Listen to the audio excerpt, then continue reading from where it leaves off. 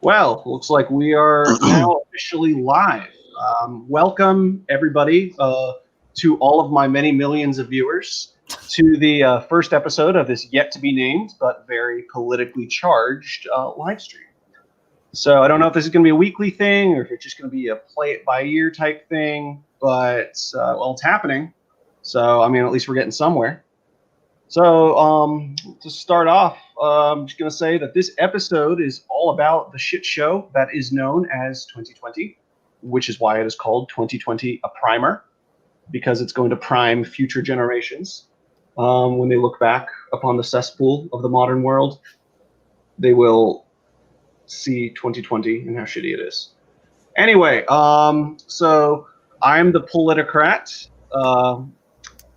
the guy with the wanderer over the sea of fog avatar. Yeah, of course, it shows I'm talking. Anyway, how would everybody like to introduce themselves? Would everyone like to go around and start? Chris, how about you? Let's start with you. Okay, yeah, so I'm Chris. I'm just your regular old hodgepodge secular stoic anarcho-sockdem libertarian federalist utilitarian humanitarian syndicalist. It's a mouthful. Or poly left. You can call me poly left. That is also a thing. I'm everywhere on the left. Yeah. He's the token lefty on the stream tonight. So, all right, in Chicago, what about you? Go ahead. Hi, I'm Chicago. I'm a Hoppian. You're a Hoppian now? Yeah, thought I made that pretty obvious for like the past 3 weeks. I don't know. I've been trying to avoid Twitter for the past few weeks, honestly. Oh. So yeah, but fun. That's fun. Yeah. Are you a Hoppian who's actually? Are you a Hoppian who's actually read Hop, or are you one of the Hoppians who've only read the first 2 chapters of Hop and decided to become an authoritarian? No, I'm still in the middle of reading him, but honestly, I think his version of individualism, which involves communities, is better than individualism, which just involves individual people, because that's not how humans, in my mind. Yeah, no, I do. That's one thing I do agree with him on. But Michael, you there? Yeah. How about you introduce yourself, bud? I am an ex-Democrat, turned independent as of 2016, and then turned Republican as of 2019, a good halfway in. I am known for documenting archiving plenty of sources in multiple ways, as well as looking up a lot of stuff and cross-referencing things. Currently, I'm working on 2 projects about looking into the riots, the looting in the BLM and Antifa, as well as any kind of connections and support they've been getting from either Democrats or leftists. And I've also done research into the groups I work with them, such as BAM and RCP. And I also look into COVID as well as the research around that, which currently is another document that I've been working on as of January. And if anybody is interested in what Michael is doing, we can post it in the show notes eventually when I get around to that. If I get around to that, which I will, don't worry. And last but certainly not least, we have May. How are you doing, May? Hi, I'm May. I'm just an anarchist. I'm just here. Hi. All right. So, sorry. All right. So you guys anyway, say all this funny shit, and then I'm just like, hi. It's fine. No, It's meeting other way. Is this your first time on a live stream? Yeah, I avoid this kind of shit typically. So. Well, the day has come. The day has come. Well, I'm sorry you're here. Yeah, I'm sorry I'm here too. All right, Michael, what about you? Is this your first time on a stream? I know Chris in Chicago have been on it before, or have been on streams before. So. The best way I can summarize that is I've been on plenty of other streams, but only like a few here and there to help out 1 or 2 YouTubers. That was it. Okay, yeah, I think you were telling me about that. But anyway, okay, so as I said in the introduction, the topic of today is 2020 and how shitty in general 2020 has been. So we will start off with part 1 of tonight's live stream. Don't know how long it's going to go. I'm going to try to target maybe 1 to 2 hours, but we're going to go over 2020, just the big events, and we're going to give our thoughts for them. There are going to be 6 parts. Number 1 is just going to be general thoughts. So we will, let's commence. What is everyone's thoughts on 2020 so far? It's terrible. Awful. I want to go home. Well, I don't want to be here anymore. I mean, I'm pretty sure you have to be home. Exactly. So Well, this yeah, is good. So it's like if you're home all the Democrats, you time. can put 2020 back in the box. Yeah. What about you, Chris? What are your thoughts on 2020 so far? Pretty terrible, and I think at least in the context of America, it shows the failure of Republican policy, in my opinion. Michael, what do you disagree have to say about that? I disagree with that in more ways than one, especially when the stimulus package was going in and the Democrats had to take over that and make sure everything got changed around, as well as everything that's been going on with COVID, considering the fact that the Democrats are against anyone taking HCQ for the pandemic. But then cases like Councilman Vallone, Karen Witter, I believe, or Witkin, I can't pronounce her last name for the life of me, and Amy Klobuchar, if I pronounce that name, God knows definitely more than me. I think you did, actually. I think you pronounced it correctly. All three of them totally took HCQ treatments once their doctors prescribed it to them, especially under Trump's actual suggestions. And all of them got cured of their COVID, but then, God forbid, anyone else wants it. So I kind of have a reason to believe that it's not on the Republicans or Trump in more ways than one. So are you talking about hydroxychloroquine or whatever?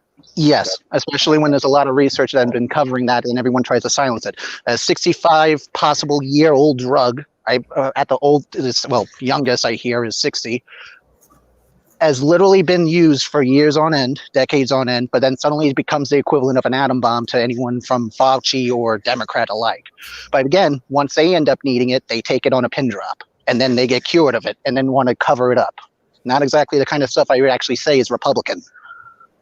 Yeah, I'd have to double check the stats on hydroxychloroquine, because if I remember correctly, basically it can potentially help, but it's not a guaranteed help, and in some cases, the side effects of it can far outweigh any potential benefits that you can get from it. Because wasn't there a couple who died early on? Like one of the first ones who took it? Basically, what hydroxychloroquine is, it's an anti-malaria drug, and malaria is also caused by a virus. So essentially, this is basically an antiviral treatment. Because some viruses can be killed by the same thing. So basically, this is treating, COVID as the same as malaria. So, but unfortunately, it's not a guaranteed treatment. So there's a reason why some people can take it. They can show improvements. Some people don't. We don't know the full extent to it. The study that was originally used by Trump to sort of say hydroxychloroquine is great was a very narrow study from France. And the doctors in it basically explicitly stated, as what most medical studies do, that you should not be using these results to make public health policy. Basically, these are just our findings. We're presenting our findings. And Trump basically took that and was like, oh, this must be a cure, and he went with it, even though the doctors explicitly stated, don't do that. And so again, there's some people who've gotten better from it, some people who don't. The problem with, using hydroxychloroquine as the main treatment is that in addition to malaria, I think it also helps with I think arthritis or something like that. I forget. But, I'm sorry, continue. No. Were you going to say the other use for it? Because it's anti-malaria, and then there was one other thing that it does, but I forget. Well, I was actually going to reference the CDC, who ended up covering it, and they pointed out that it's safe for all ages as well as pregnant mothers. The only reason why a lot of the people have been complaining about it is because the only time you shouldn't take it is only if, like any other medical drug, if your body can't really take it. However, the thing is, it's not being prescribed as a cure. It's being prescribed as a treatment. People have discussed about using it with Zitromax, zinc, another thing I can't pronounce, erythromax, I think. I could be wrong on how I think it's erythromax. Yeah, no, I don't know how to pronounce it. I'm sorry, I cannot pronounce it for the life of me. However, point is, it's being prescribed as a treatment, no different from any other drug or ailment that people usually provide someone in order to make it easier for the body to resist it. It's meant to inhibit the actual spread within the lungs of COVID, so your immune system has an easier time fighting it. However, everyone that ends up countering it, such as Fauci and the Democrats, have been stating, no, that it's not a cure, when no one's been saying that. They've been saying it can help ease it. Yeah, I I do like the way you described it prior to the mentioning the Fauci part, because I think that is probably a more accurate way to say it. Again, I haven't read. It's been probably like a good month or two since I last read about hydroxychloroquine specifically. So obviously, my verbiage is probably a little off, but that verbiage is probably pretty spot on, and I agree. But the thing is even as a treatment, though, it's not a guaranteed treatment, so it's not guaranteed to help everyone. With any, there's different types of treatments. Certain types of treatments are going to have better prognosis for a larger, array of people than others. So being safe is definitely good, but being safe doesn't necessarily mean that it's going to be effective. So but that's why it's combined with other drugs. It's no different from if you add in a recipe to a soup or any kind of meal. You will not get the exact effect unless you make it exactly as prescribed. That's why it's only good for physicians that are actually looking into you and saying, listen, this is what you can take, but you need to take it with this and this in this amount of time. For example, there was a study done in Brazil. They decided to use chloroquine, which is not as safe as HCQ, and they decided to end up giving an overdose to all their patients. One group took it 10 days straight, 2 doses, I believe it was 450 or 600 milligrams. And then the other one was 5 days in the other group. And that was the opposite dose. It was either 600 or 450 milligrams twice a day. The safe prescribed use for HCQ has been stated to be 200 milligrams once to twice a week, maybe. And with zinc or Zitromax or anything else that the doctor ends up prescribing with you, taken daily. HCQ, which is safer, is only allowed to be taken once, maybe twice. Don't quote me on that last part, but my point is it's going to be at the shortest once a week. So not guys, 5 or 2 times a day, every day for 4 to 5 days or 10 days. So guys, let's continue this when we finally get into the COVID part. We're not at the COVID part yet? No, we're not at the COVID part. We're actually, so before we finish up this part, thoughts? Well, no, COVID isn't the only thing that happened in 2020, believe it or not. Well, no, but maybe let them continue. I don't know. Well, no, I'm okay moving on. I mean, because I do like the conversation that we're having. I mean, I think my only real contention with Mike is that I don't like the way he's framing it as like Fauci's against it. When, from what I understand, it's really cautioning, because a lot of times with this, as in this kind of relates to testing too, is Fauci even against it though? Not really, no. Let me clarify it real fast. I don't mean in terms of that he's entirely against it. He has stated that he thinks it should only be tested further, but he says it's not a cure. But meanwhile, again, this is the only thing he has said, it's not a cure.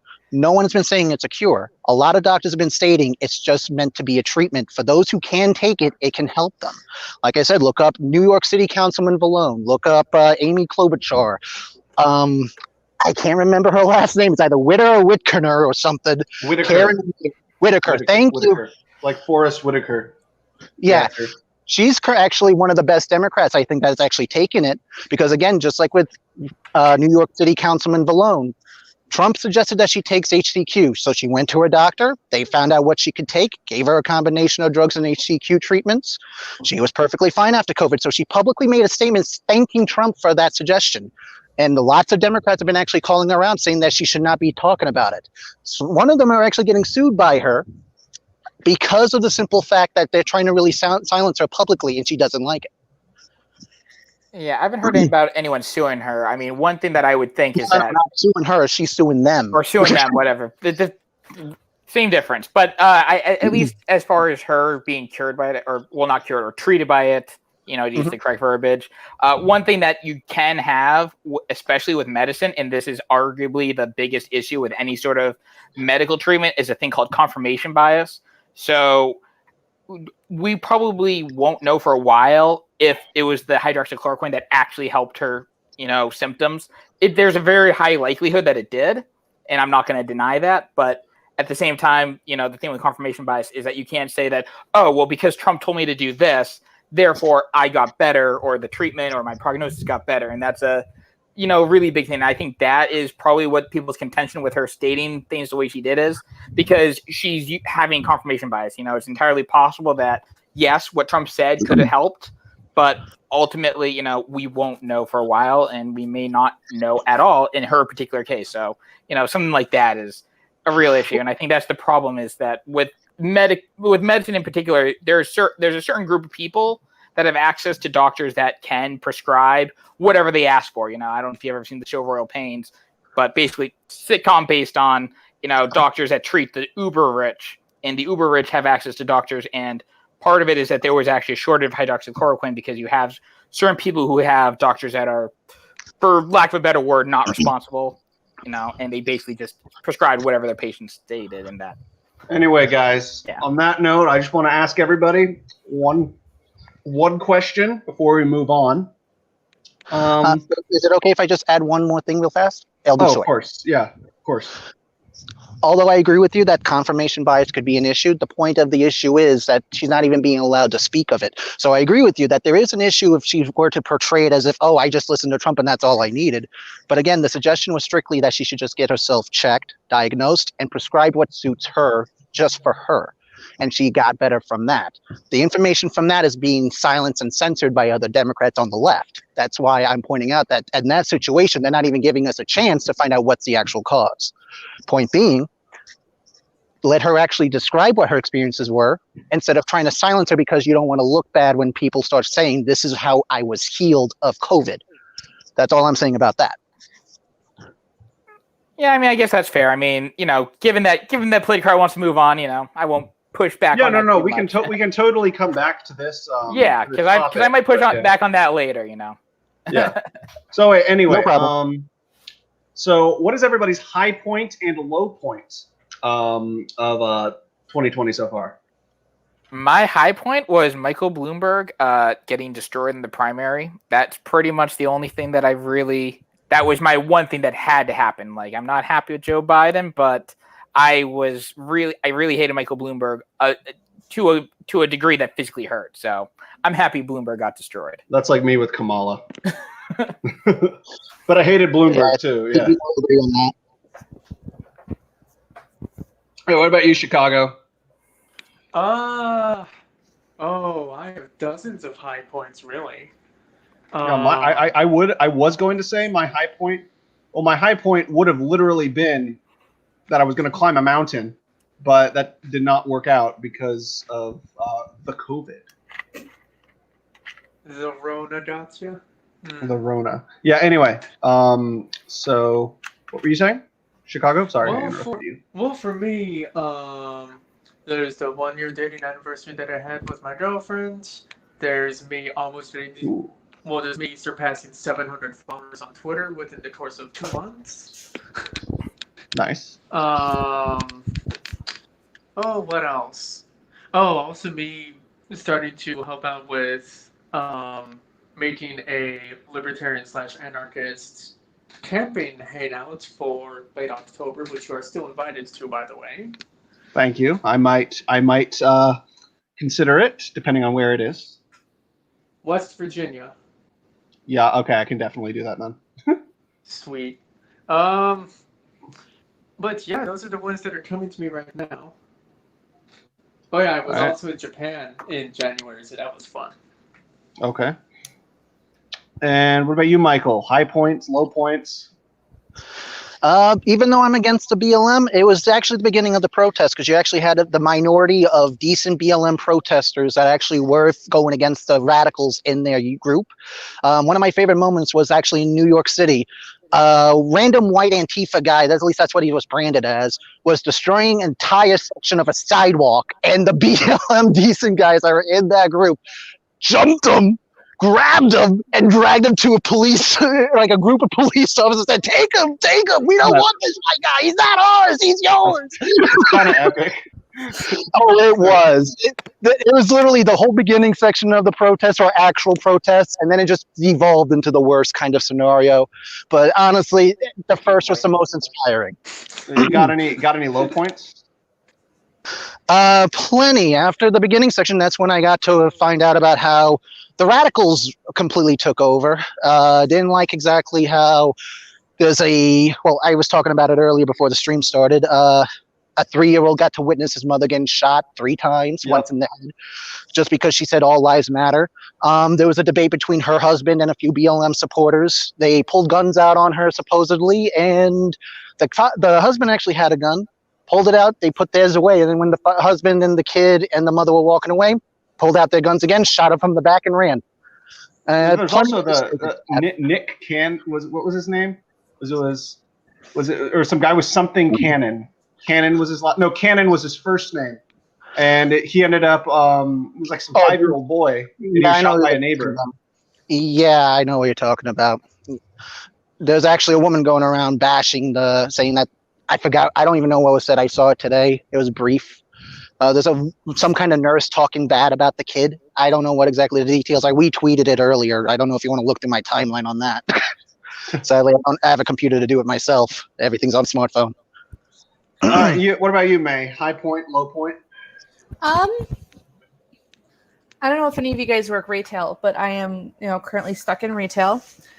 So my low point was myself and like half of my coworkers being furloughed, and then me the next day being unfurlouged. Oh, same exact thing happened to me. Literally the same exact thing. But for me, it was a week later. And it's 24 hours later, I get a phone call from my boss. Hey, you want to come to work tomorrow? Sure. Well, yeah, it was the same with me, except what I had to do is I had to go to a different location an hour away for like a month. Oh, God. Oh, a job is a job is a job. At least I was working. Yeah, at least we were working. Yeah, I mean, on that note, for me, my low point was definitely the 2 weeks where I wasn't working. That was one of them. I don't know if I've had a high point yet. Well, no, my high point was discovering trailer music. No, like literally, there are these YouTube channels that remix popular songs and turn them into badass trailer songs. And so that was, I don't know, that was pretty epic. I think I know what you're talking about. Anyway, but my lowest low point was reading Don't Burn This Book by Dave Rubin. That was like literally the worst part of my year. Why would you read that? Reading a book was the worst part of your year? No. Reading Dave Rubin's book was the worst part of my year. Do you know how incredibly triggering that sounds? Like, come on. No, I'm just saying, no, it was that bad. It was literally that bad. Yeah, I heard the book was pretty terrible. It was awful. Like, he said, like, one of his, no, but it was, okay, so I had it on audio. So in the moment, I enjoyed listening to it. I got, like, a free credit on Audible. I was like, let's see what he has to say. But he's turned into a total neocon. Like, I'm not even joking. He's like Kevin Castley now. I don't know. I still think Kevin Castley's worse. This easily. No, Kevin Castley's totally worse than Dave. No, without a doubt.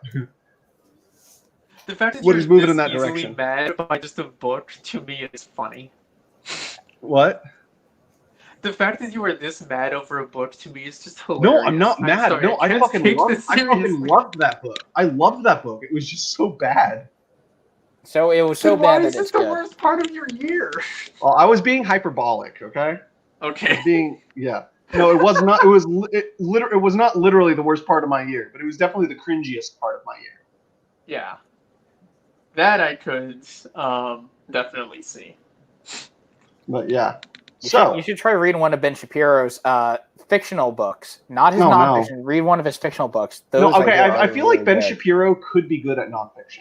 I've never read any of his books, but I feel like he'd definitely be a lot better than Dave Rubin because he seems like. I think he has written nonfiction, hasn't he? No, I think he just came out with one. I don't know what it's called. Oh no, it's like how to kill America in like 4 easy steps or something.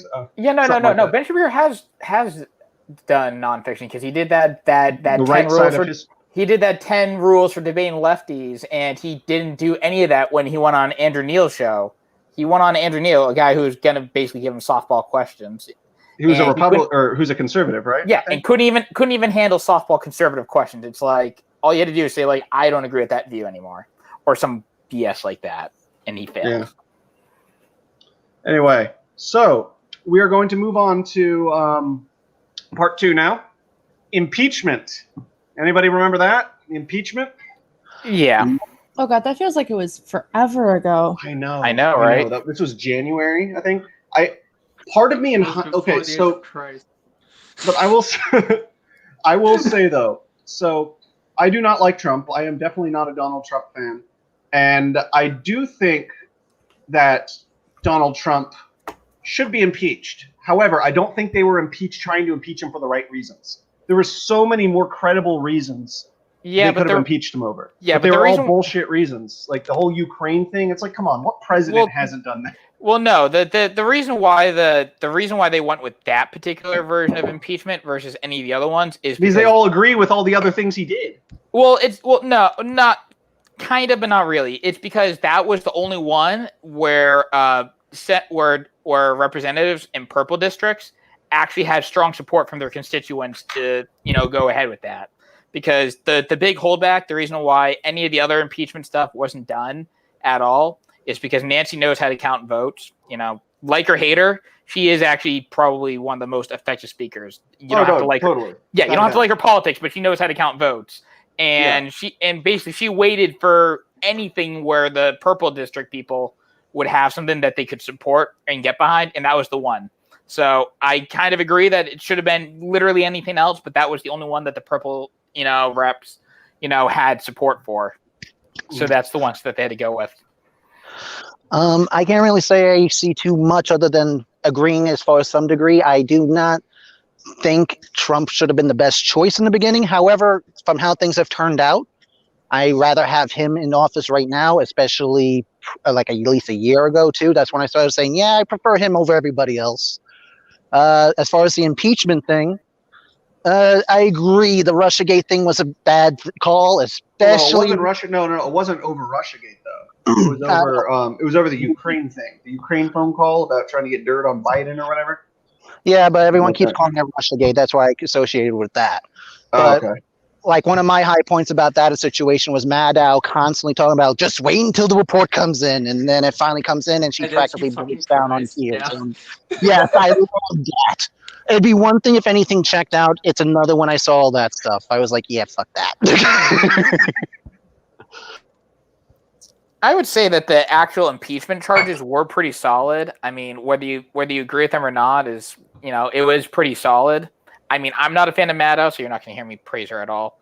I think if you actually look at the actual charge with that particular one, it is pretty solid. Again, you don't have to agree or want him impeached, but I think that was actually probably the only one that actually was coherent in that it basically you had everything that you needed for it.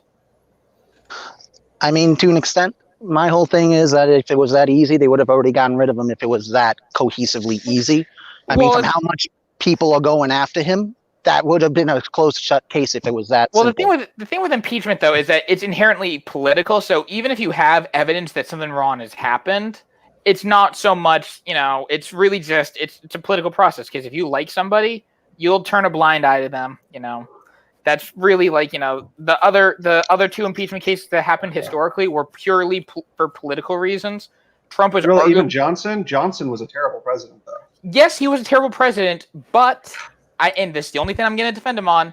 The Republicans literally created a law specifically to trap him, and Johnson knew that they were going to do that to trap him, and he said, "I don't care that you're trying to trap me. I'm going to go ahead anyway," because he was trying to change the Secretary of Defense.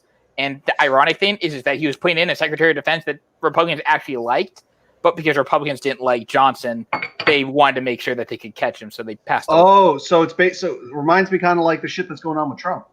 Well, with the do everything that he doesn't do. Yeah, basically, I guess to an extent, yeah. But that's basically what Johnson was. So yes, he was a legitimately terrible president. Yes, he is one of the most racist, but he did not deserve to be impeached because they literally were trying to trap him. They passed a law specifically to trap him. And I think it was like after he was out of office, like the Supreme Court looked at that and they're like, hey, yeah, this law is not constitutional, guys. That was a dumb move, and they got rid of it. So Chicago, what was your take on the impeachment? I think it was completely pointless, honestly. I don't know.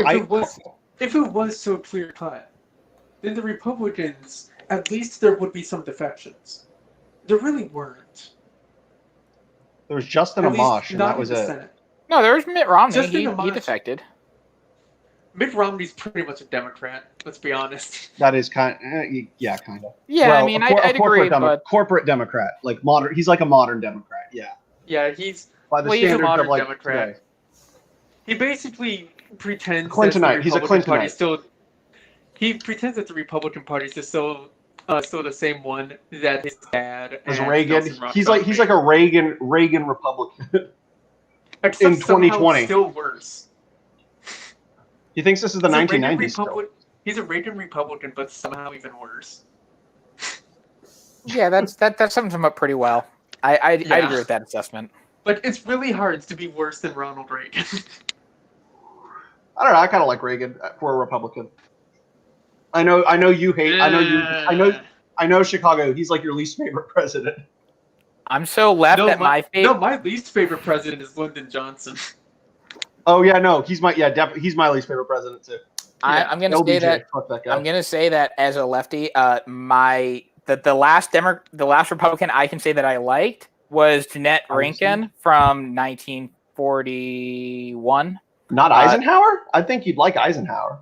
He's not as progressive as he's not as progressive as he portrayed himself as. I mean, Operation Wetback. I mean, he was more than today's Republicans. Yeah, but I like Jeanette Rankin. It takes a lot of courage. I don't agree with this move that she did, but it takes a lot of courage to be the one and only senator to say no on war with Japan. That took courage, and I respect her for that. Whoa, wait. Yeah, but wait, was this before or after they attacked us? After. This was after they attacked us. Why would you vote no on war with Japan after Japan attacks us? That's because she was a pacifist, and I. I know exactly. I know exactly who you're talking about. Wasn't she ended up? Yeah, yes, she was, and she ended up she was the only no vote for entering World War I. Yeah. You know, I've actually seen her statue at the Montana State's Capitol building doing Helena. No, wasn't she? I remember I read Murray Rothbard's The Betrayal of the American Right, and he mentioned her in that. Like he lumped her in with the old right, actually. I don't know if I'd call her the alt right. No, I said the old right. The old right. I don't even know if I'd call her old right. Like, I mean, she's old right is basically Robert's isolationist and John Ritter. Yeah. I mean, she was a progressive Republican, which was a thing at the turn of the century. Progressive Republican. Yeah, no, they were like really into eugenics too, which is kind of creepy. I don't think she was. I know. I mean, the progressive Republican was pretty big on. I don't know. I mean, Margaret Sanger obviously is the go-to that people like to use to say, progressive at the turn of the century were eugenist. But I don't think Jeanette Rankin was. Maybe she was. I could be wrong.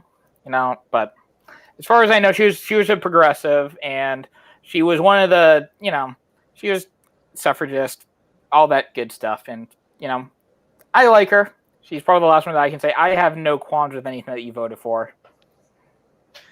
For me, the last one that I really liked was John W. Bricker. Who? Mainly because the guy who was so based that he said Robert Taft was too close to being a socialist in 1952. That's fucking hilarious. Oh, who was it? Was it Warren Buffett? Was it his dad? Wasn't he in Congress or something at some point? Wasn't he an old writer? Yeah, he was. Yeah. And then same was William F. Buckley's dad, by the way. I know you hate Bill Buckley. Like he's your ultimate enemy. I don't hate him. I just think he's an idiot.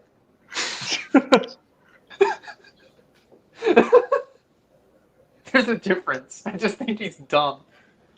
Michael, as a centrist Republican, what is your opinion on William F. Buckley? On who? William F. Buckley.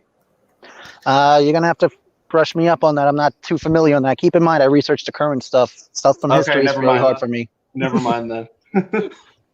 I mean, keep in mind, you've seen some of my work. I mostly just cover whatever is going on in any project. If you ask me about Bob Avakian and other stuff like that, I could tell you left and right. Anyway, so is that it? Does anyone have anything else to weigh in on impeachment? What about you, May? What was your thought of impeachment back in January? It was a huge waste of time, and I think it was just to placate a whole lot of people, and it just made everybody angrier.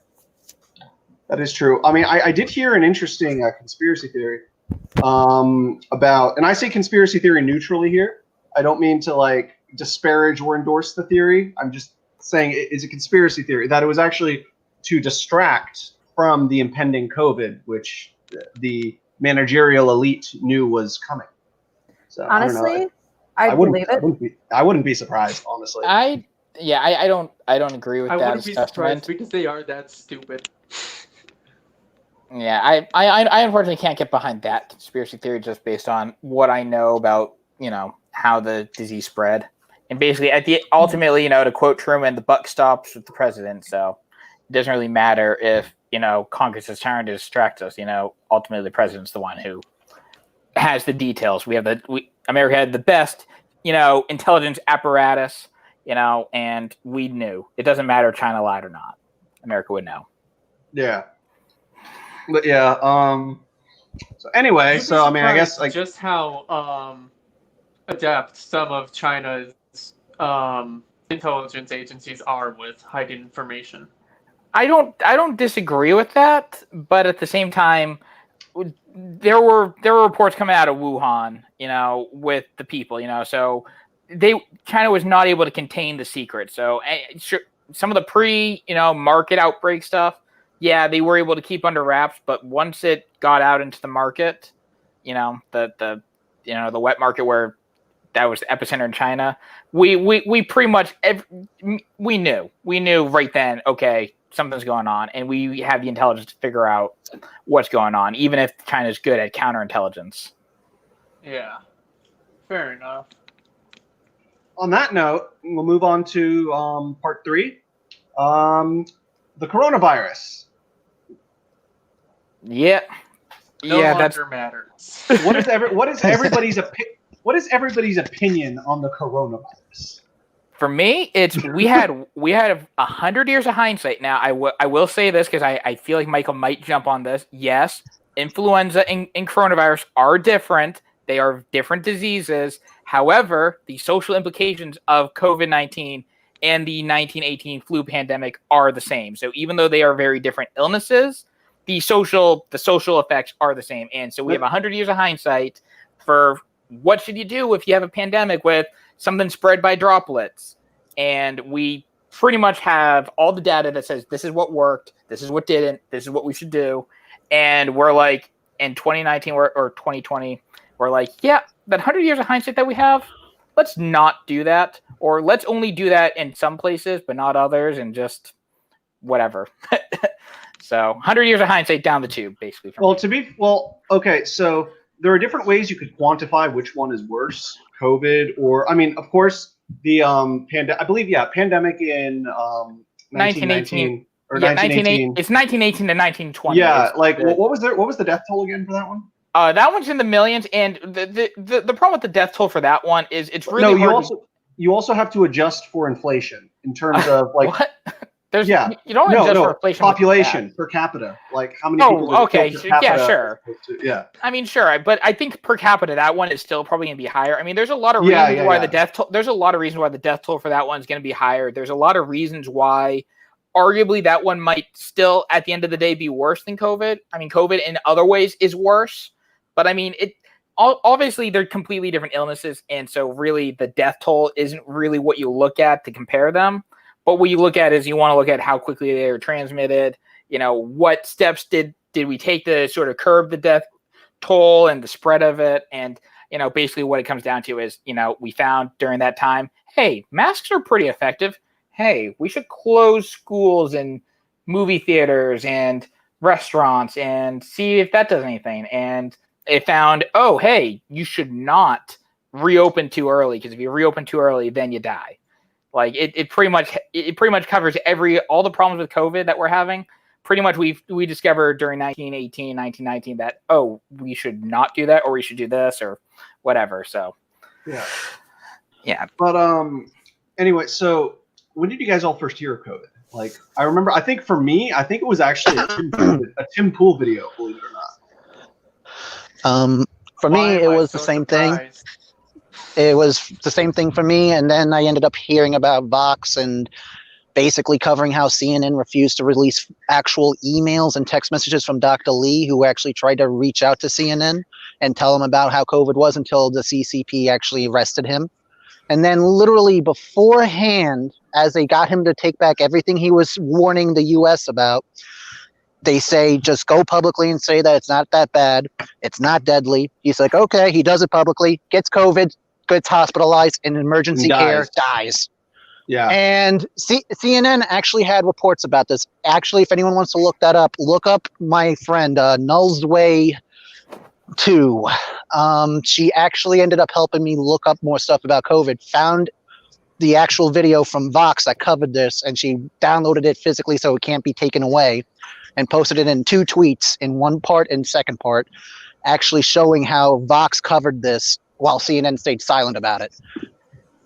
Yeah, I forget where I first heard it from, but I remember I saw it in January. I almost want to say it was like either NPR or Rappler that was talking about it. Rappler is a Filipino news outlet, because I was in the Philippines at the time, so I first heard it there, and obviously, didn't pay much attention to it because that was, January was the time when you had a lot of misinformation from China, and how how deadly it was and the prognosis of it. Because I want to say the first thing I read about it said that there is no human transmission, which obviously was not factually correct.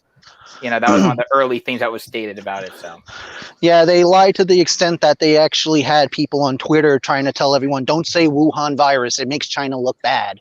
Tim Pool actually covered that too. That was the Kung flu. I remember I got in trouble at work for calling it the Kung flu.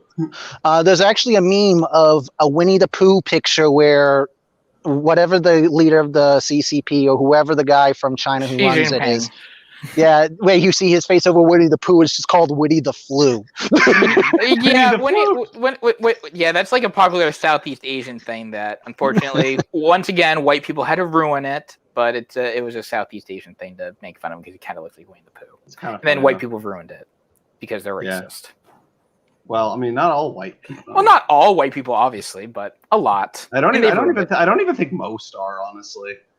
Most are just really ignorant, in my opinion. And I think it's just most. I think it's a human thing. I think just most humans are ignorant.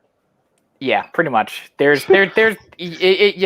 will say, being in Southeast Asia during January, I will say you do see a lot of things that we would probably not call racism in the West, but they're basically racism. It's basically racism. I mean, I can agree with that, depending on where you go, but I agree more with Politicrat that you're not going to really find it being completely isolated to race. You might have ran into a few white people that are very ignorant in more ways than one. Oh, yeah. But I ran into plenty also from every other race. It doesn't seem like ignorance is only isolated to one group. Oh yeah, no, without a doubt, no. Every group has their ignorance. I will say that. I will say that there are I have I'm married to a Filipino and I have in-laws out in the Philippines, and I will say some of my in-laws are very, very stubborn, to put it nicely. Ignorance knows no. I can agree. No gender, no age, Yeah. no nothing. It is just universal. Exactly. Also, I just want to say, DM Mortem, I agree with you on there, but I just wanted to throw in my 2 cents in there. Don't worry, brah. Oh God, what is Daniel saying?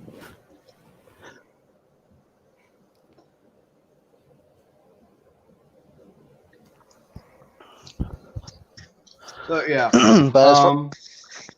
Continue. I was just going to ask him now if you want to keep moving forward with the whole COVID topic. I wasn't sure if there's much more to add on it.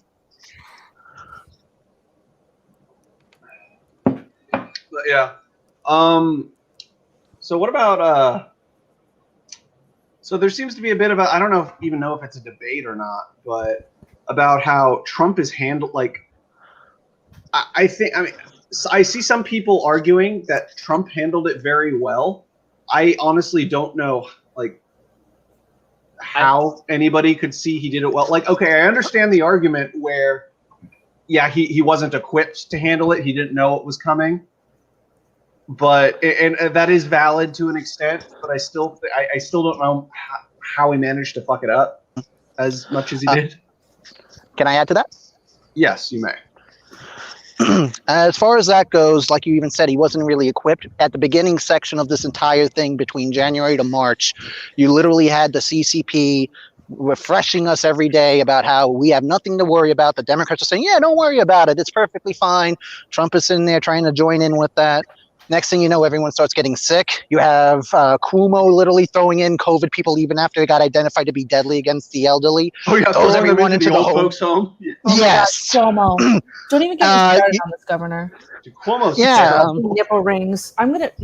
Oh shit! Yeah, I heard about that. He has nipple rings. Yeah, you had him basically doing that. Yeah, him doing that, saying that no one had to really worry about it because he's following what the CCP is telling him. Trump is sitting there trying to work against everything because then all of a sudden you have all the mixed information going in. You literally have a group effort from out of country as well as within the country, between the CNN even trying to point out about how you can't really worry about COVID when it comes down to the protests and more, because they even made an article about that saying that the BLM's protest didn't spread it, but in the same exact article say, but there's still a chance it may have. Literally, I can't blame Trump when you have so many factors working against him, especially when he's literally starts off ignorant and then everyone acts arrogant on top of him and try to guide him between Fauci and more. And then when you have people actually trying to help out with stuff, everyone gets silent. Like what I said before about Amy Klobuchar, Vallone, and so on. You really don't have it set to where you can blame him. I would agree if it was simply on him, but not when you have everyone working against him. I don't understand though. I don't understand though. Like, okay, so Fauci, I'm like kind of agnostic on him personally. I guess I'm just the fence sitter here. But no. But like, I don't like. I understand the criticisms of him. I get the criticisms, but I don't necessarily think he is a tool of the elites, like a lot of people are saying. I know Chicago is going to definitely disagree with me on this one, but I do think he kind of knows. He at least knows what he's doing. Well, he knows what he's doing because he's an epidemiologist. So exactly. Which is why I do think we should give him more credit than, or actually, I don't want to. Credit's not the right word. I feel like people should listen, like. Pay more heed to his words than because like he's in the government. People are like, oh yeah, he's in the government. I don't want to trust him just because he's in the government. Well, that's the problem. He is an epidemiologist though, and I do think we should take what he has to say with a level of veracity. Yeah, but the issue though, ultimately the issue with this is that, as I said earlier in the stream, the buck stops with the president. That was a Truman quote, and basically with Trump. He was notified of this in January. So regardless of what the media was reporting on, regardless of what information we had publicly available, Trump was briefed on this in January. Trump, like I was saying earlier, the U.S. has one of the most comprehensive, most widespread and detailed, intelligence apparatuses. It doesn't matter what we totally knew about this. Yeah, it doesn't matter what they totally knew about. Like I heard that COVID. Well, the Chinese government definitely hit it, but I heard that this had been something that they've been hiding since October of last year. Like, yeah, well, I mean, it's called COVID-19 because it was first seen in November. It was probably it was definitely earlier than that. It was. I mean, possibly. I don't know. I basically most of what I've seen about October reports seem very fishy to me. The only concrete one that I know of is November. It could have happened earlier, like similar to HIV. It could have happened way earlier than when it was first reported, but anything earlier than that, it's tough to say. But basically, I mean, things always start earlier than they were reported, because that's the whole thing. Like once you report on something, that is not the beginning of that thing. More often than not. That thing. May I interrupt for an instance, just to give you guys a little clarity? There's actually a video you can look up. If you type in on YouTube, I believe, the video's titled, I found the source of COVID, but it's a guy that actually cites when the CCP and the Chinese government were hiring scientists to look into a virus that was in Wuhan. And the cited sources, applications, and all getting cited. This guy shows you actual doctors that went missing when they decided to try to go public with the information they were discovering. It was actually very good to actually look through. This guy cites everything point per point. Yeah, I'm not familiar with that. But basically, at least as far as Trump is concerned, though, really, it doesn't matter when it started. Trump had the information. Trump was briefed. And even members of Congress in, February, early March were being briefed on this. But the response from the government, from public officials, was downplaying it. It's easy to blame the media, but ultimately the media is just going to report on what they have, information, what information is available to them. There's information that's not available to the media, that's available to people in the government. People in the government had this information. They did not do anything with this information. All they did is downplay it. They either went along with the media or said the media is lying. They basically, there was no concrete, detailed plan of action. Basically, it's just do whatever. And by the time we started to have sort of a coordinated effort, that's when, some states were starting to be like, yeah, let's start opening up now. Basically, all Trump had to do is just put Fauci, create his task force, have the task force give their briefings, and Trump should have some sort of national policy. We're a federal system, and that federal system, as we saw, was both helped and hurt us. It helped us in that you had regions like New England where, pretty much New England is pretty much handled this the best out of any part of the country. Now, obviously, you can talk about population and stuff like that, but point is, New England handled it well because they did not listen to what the president said. They went more extreme than what the president said.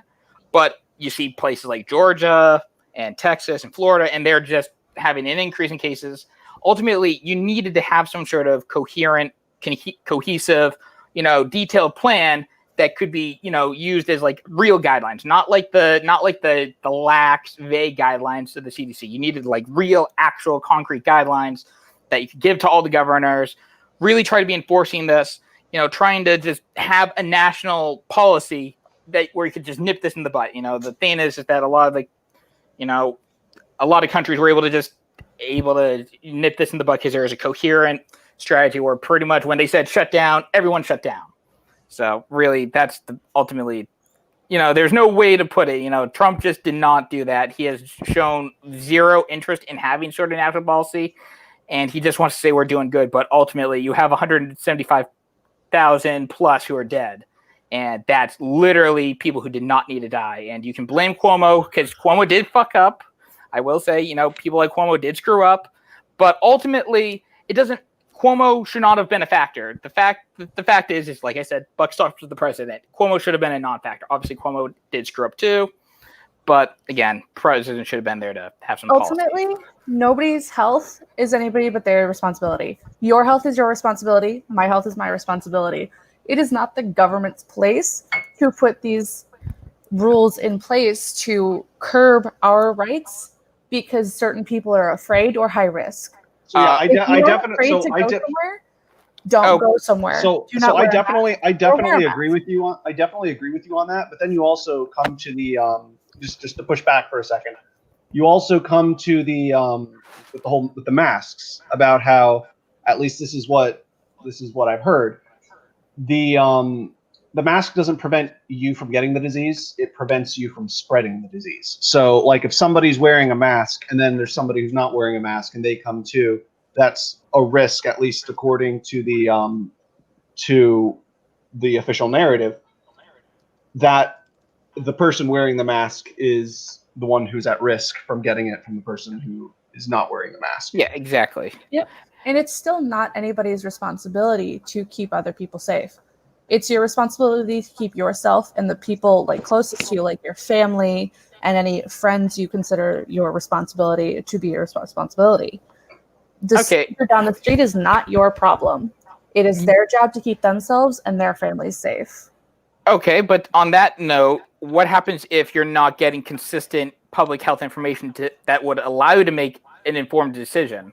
Ultimately, you can say like, oh, we'll make an informed decision, but you really can't do that, though. The thing is that you need to have effective messaging. You need to have effective policy, which we have not had.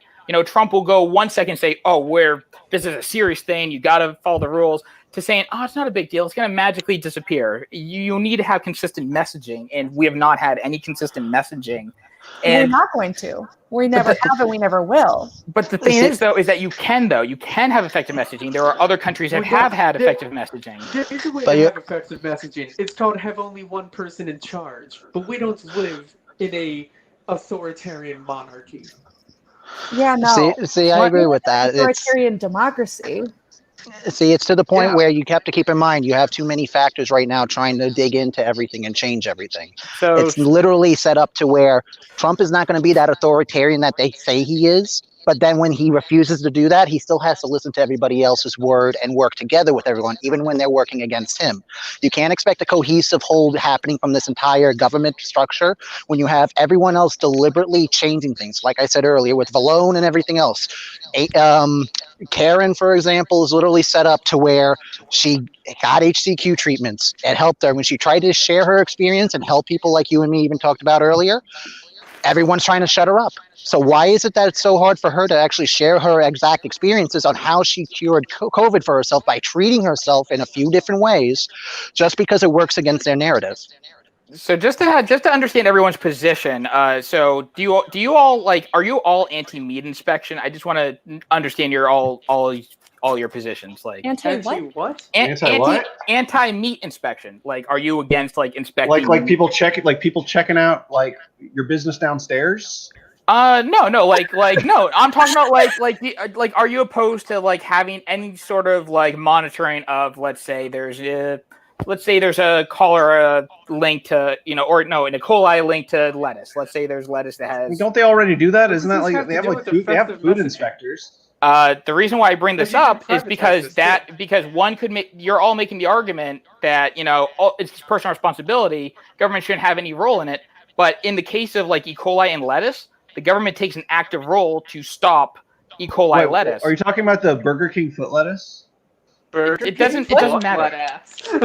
No, I want to know like how you all feel about like meat inspection, food inspection, stuff like that, because that's government policy. That's government saying like it's reasonable. I mean, so why is that reason?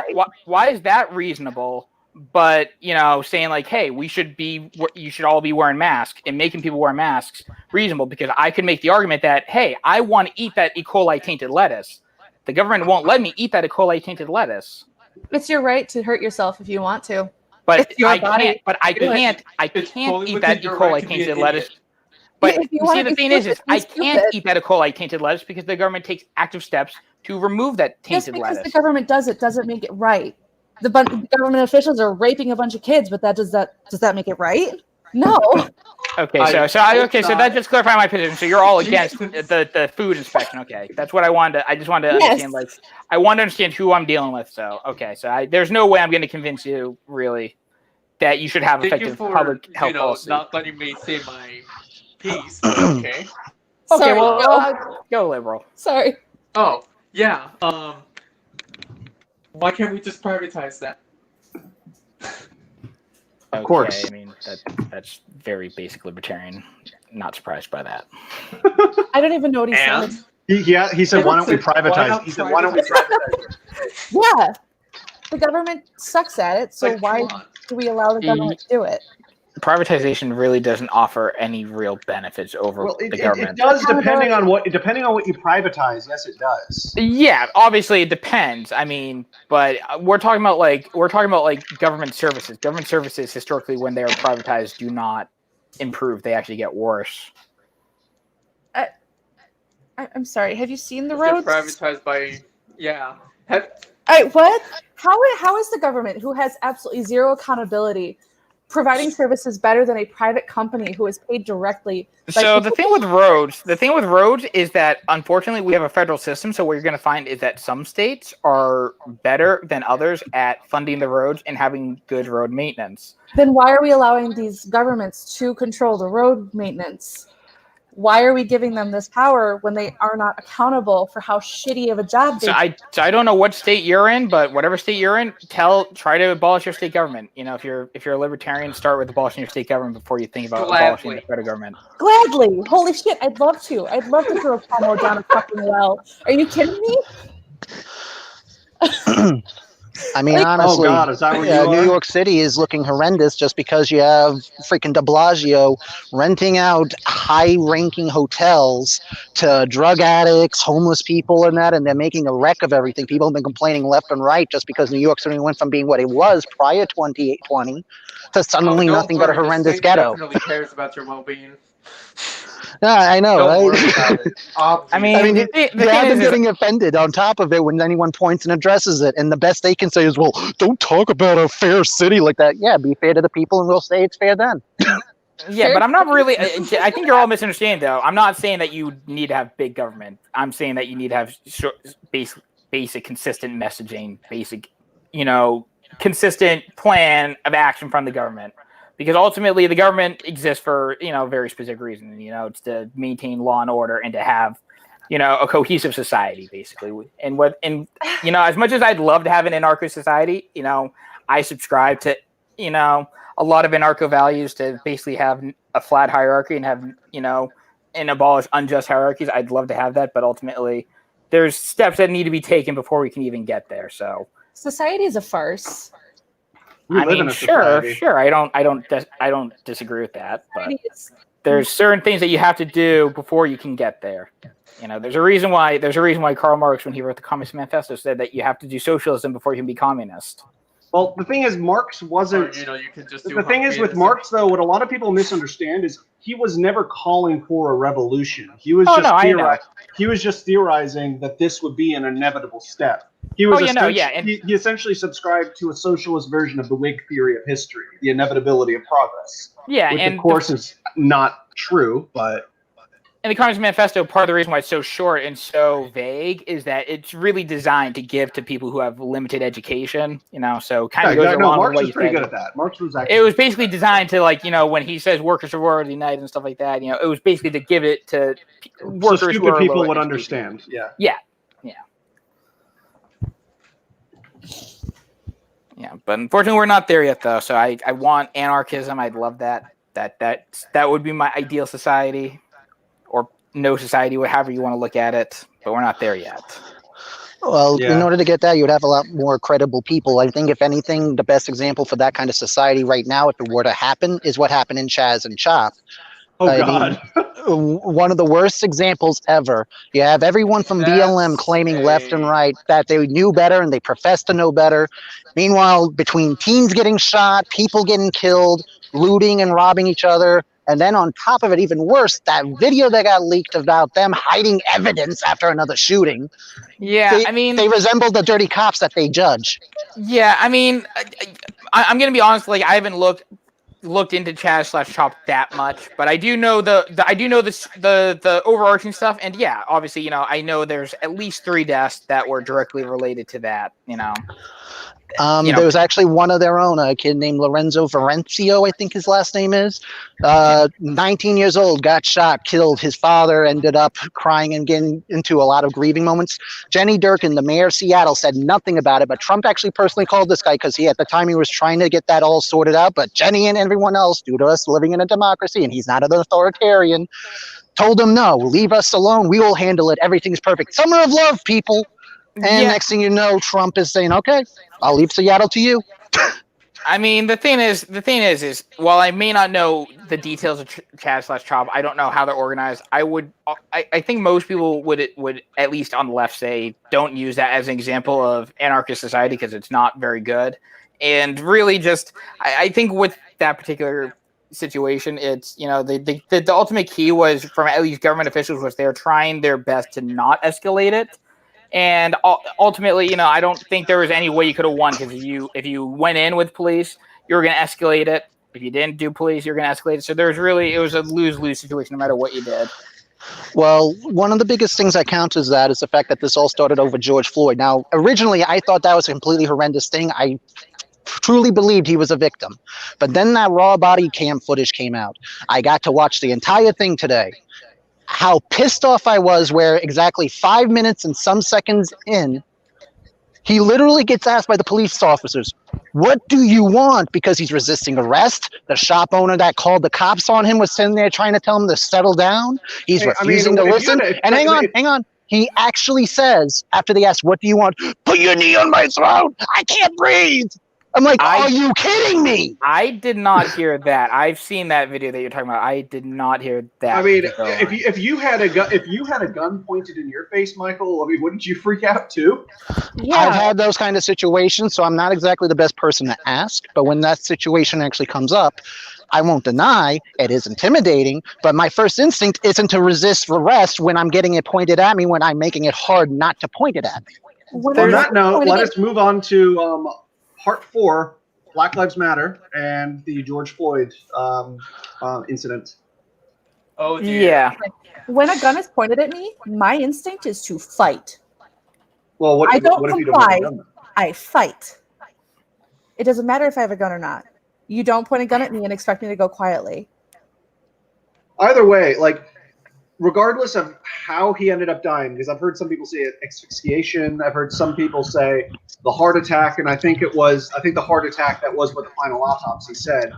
But regardless, the the officer. What was his? Oh God, what was his name again? Chauvin or something like that. Chauvin. Yeah, Chauvin. Either way, like doing what he did, that totally triggered the cardiac arrest.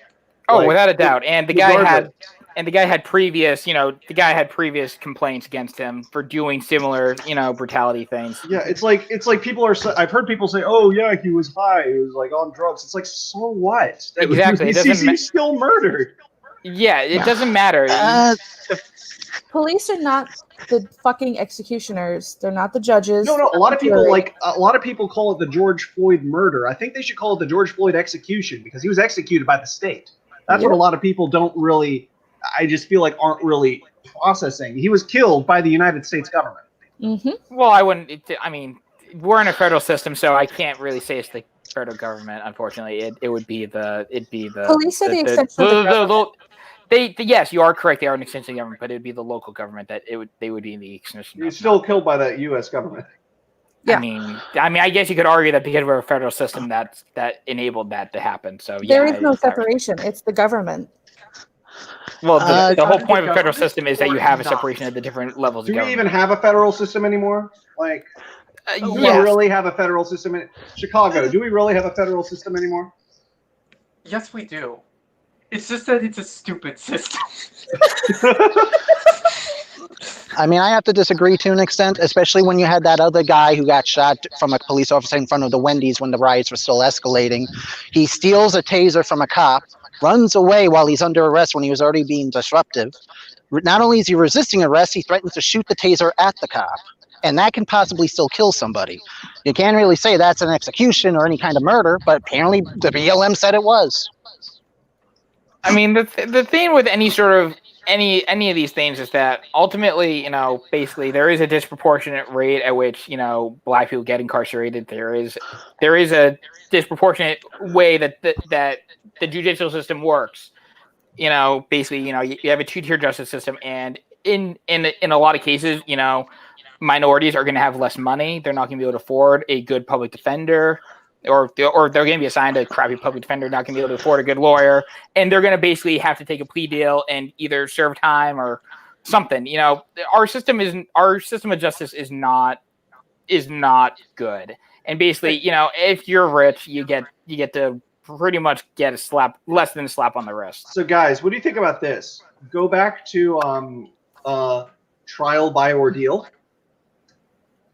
You know what that is? It's No, what is that? Okay, so back in the Middle Ages, back in the Middle Ages, what they did was they were like, okay, so if you're a witch, you'll float, and if you're not a witch, you'll sink to the bottom, and we'll pull you back out of the water. Half the time, they never pulled them out of the water, but that was the way. You chose you picked somebody was guilty or not, and then they also had we will burn you at the stake, and if you're not guilty, God will save you, and there's only one or two instances where they were found innocent because it was raining.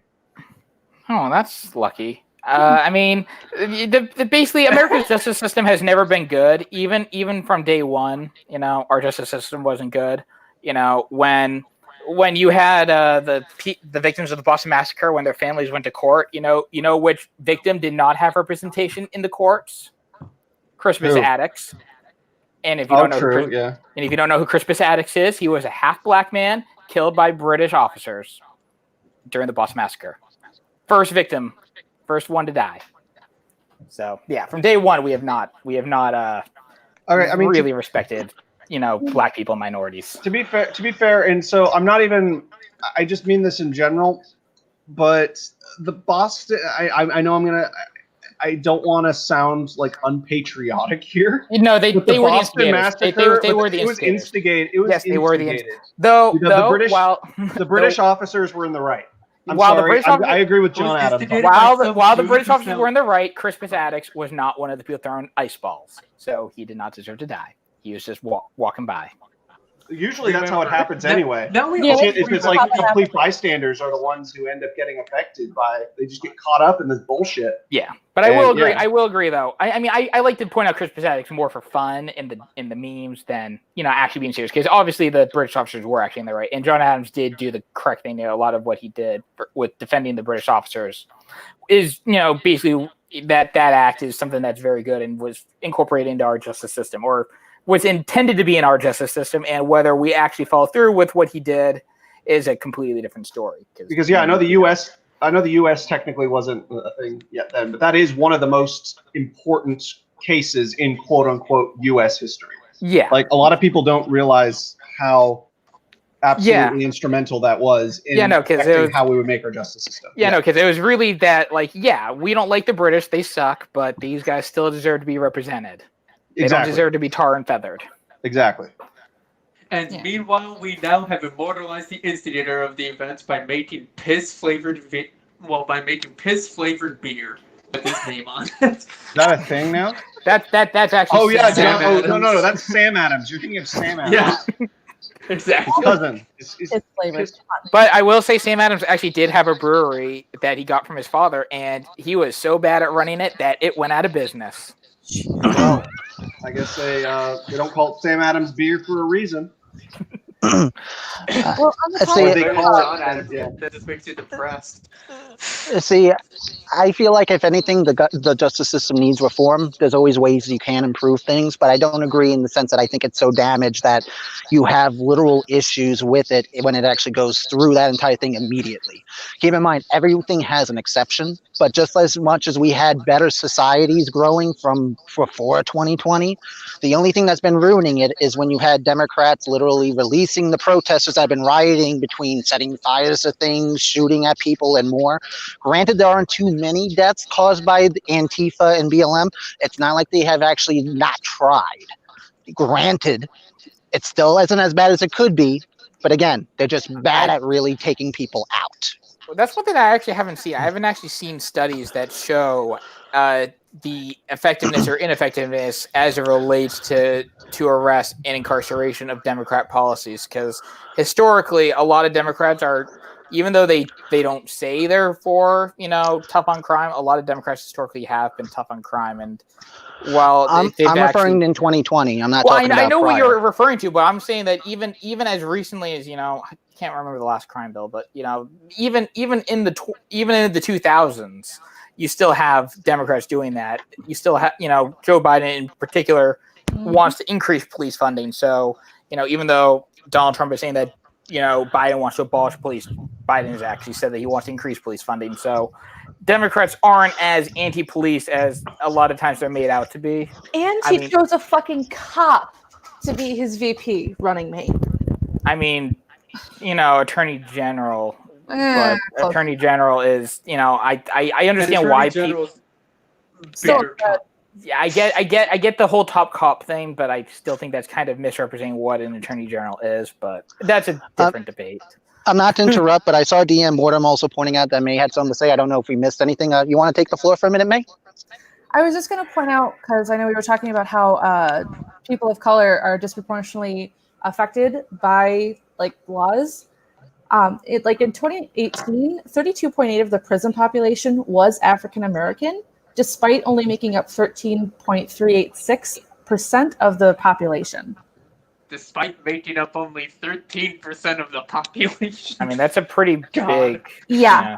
Pretty and I mean, our prison population is the highest in the world, despite our population not actually being the highest. Our prison population is about 2,193,798 people. And then I believe... So what's your statement is privatized law? And I mean, India's population is 1.353 billion, and their prison population is only 332,112. Sorry, I wrote an entire article on the war of drugs, and this was an entire talking point I had.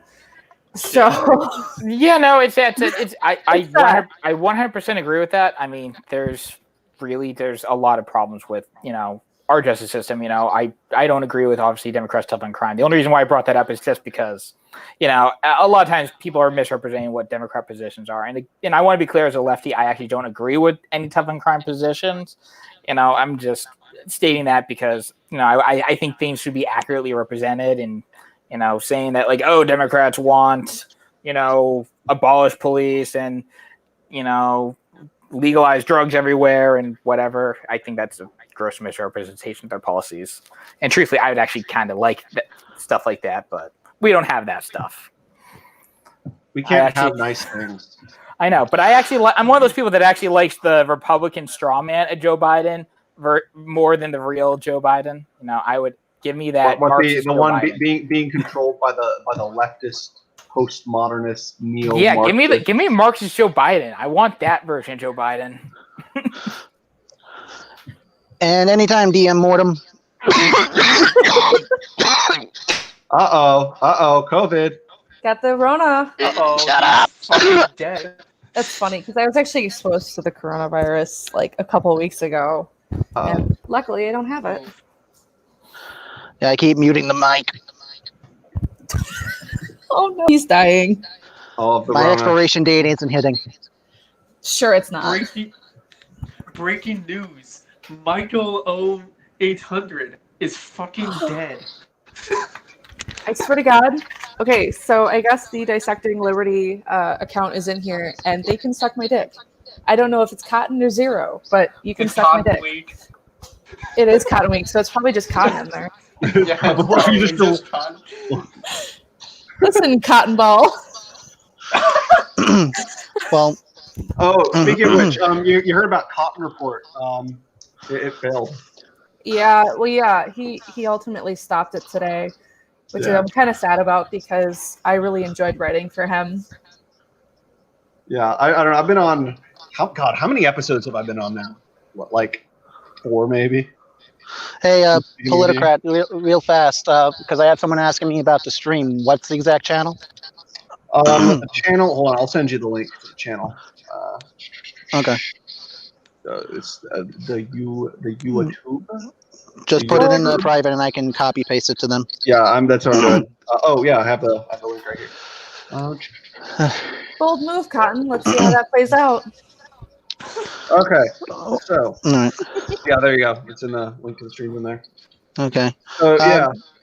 I'm just going to send this real fast, and I just want to comment on what May was saying. Also, because it also works together with what DM Mortem was also putting out, I noticed in the chat. I agree to an extent that maybe there should be some reform. I don't believe every person that's been arrested is always guaranteed to be the criminal. Like I said, the system can always be improved.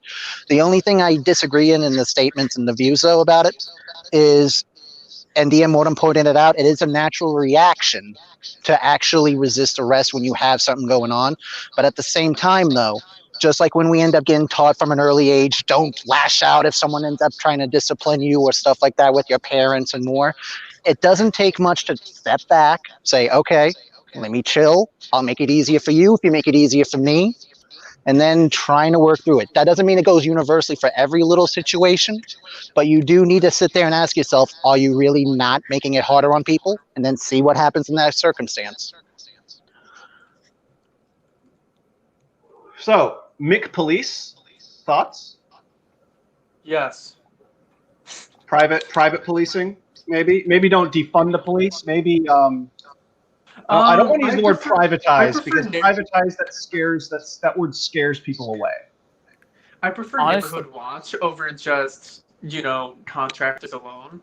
Because no, I was talking about contract police. Have trust with the community.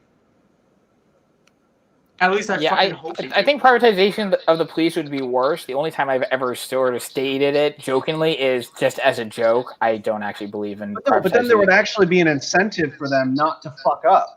And then also, if you have companies that are contracted, you're going to want to bet only the best of the best. In theory, you would think that that's how it would work, but then you'd have a Blackwater situation where essentially you have something that's actually less accountable than That's different, though. That's foreign. That's military. That's a completely different story.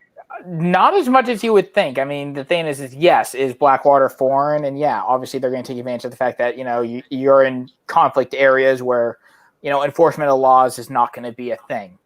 but you would get a very similar thing. You'd basically be getting these people that are gonna prioritize protecting those who can afford it versus everyone, and that's just gonna actually not really do anything. It's like you're paying for them to go help you, and they're not gonna actually be.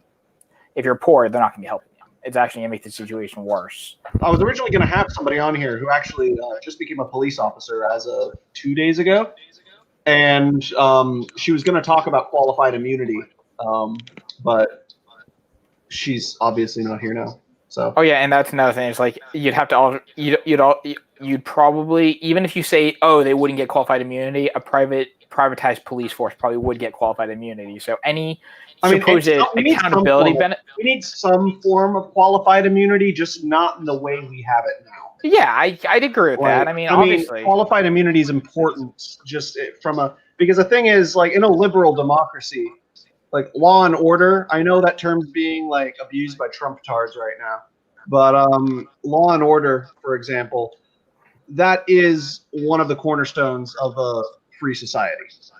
Yeah, no, and even in an anarcho society, you would still have, even though anarcho societies don't call it law and order, there is still a semblance of law and order in an anarcho society. Yeah. So no rulers does not mean no rules, but in that case, it's just individuals enforcing their own rights. Yeah, I have a different version of anarchism where it's more community based, but sure, I guess depending on how you look at it, it could be the same. I think if you were to have an anarcho society, which I don't believe in, but if you were, you're going to have people that are more dependable and reliable in more ways than one. You can't just hope that once people get free reign to do things, they'll go well. Again, Chaz and Chop, perfect example of that. Yeah, no, that's definitely very spot on. I would definitely agree with that. One of the worst things I had about that, too, was this one case where a guy got shot inside the Chaz and Chop. And again, police-free zone, keep this in mind. They called the ambulance and told them about what happened. The ambulance said, we're going to go in there, but we need the police to come in with us. The BLM wanted nothing to do with it. They said, you can come in, but not the police. So the ambulance told them flat out, unless the cops are coming with us, we are not going in there. So this went on for a good while. This guy's bleeding out, mind you. And this is what ends up happening. When they finally got to be allowed in there with the police, this guy makes a video and records himself and says he wants people to help him find legal assistance so he can sue the police department for not acting faster. In the police-free zone where they wanted no cops around. That is the most hypocritical contradiction I ever heard from the BLM, and I thought it was the most atrocious thing to ever even request, especially in that situation. And that video is still up. This guy has his video shared all over. What an idiot. Yeah, I only know the surface level details of Chaz/Chop, so I can't comment specifically on that, but I'll take your word for that. There was a lot of problems with Chaz and Chop, so... Well, just to make it easier for people too, because I always like to make sure everything I'm saying is citable and credible. When the video's done, I will go into the comments list of this video or stream if it gets posted soon enough, and I'll post everything in the comments so people can look up what I was saying in this stream. Or you can send it to me and I can post it in the show notes at the bottom. Oh, sure. Actually, I can't because I have to leave the stream if I do. That's right. Yes. Just do it afterwards, and I'll be sure to put it in the show notes. No problem. Yeah, but I will say there was a lot of problems with Chaz and Chop, and I don't subscribe to that. And honestly, you'll find a lot of lefties, at least ones who sort of have a basic understanding of the political process, will basically say, "Yeah, that was a really dumb thing." It's really just like under 20 leftists on Twitter who thought it was a good thing. Well, it doesn't make it easy to presume when you have a lot of cases like what's going on in North Louisiana, where the BLM are currently extorting and racketeering Cuban-owned businesses, and they even gave a list of demands and demanded that basically buy more from black businesses, hire more black people, and more. They literally became the biggest mafia in terms of imitation over down there. I archived every article I could find when that whole thing was going on, and it's still going on now. And the Cuban-owned businesses in that neighborhood are actually calling out the BLM for their bigotry and hypocrisy. I think but were there roof Cubans? I'm sorry? No, He's poking fun at the LA riots. the Korean roof snipers back during the LA riots. No, the most I know is that these guys were immigrants that got legal and came over here to the country, and they own their own business, has been building it up, and basically BL made some horrendous demands, everything else on the side. Why? How about actually, I can post it. I can post that in the private chat.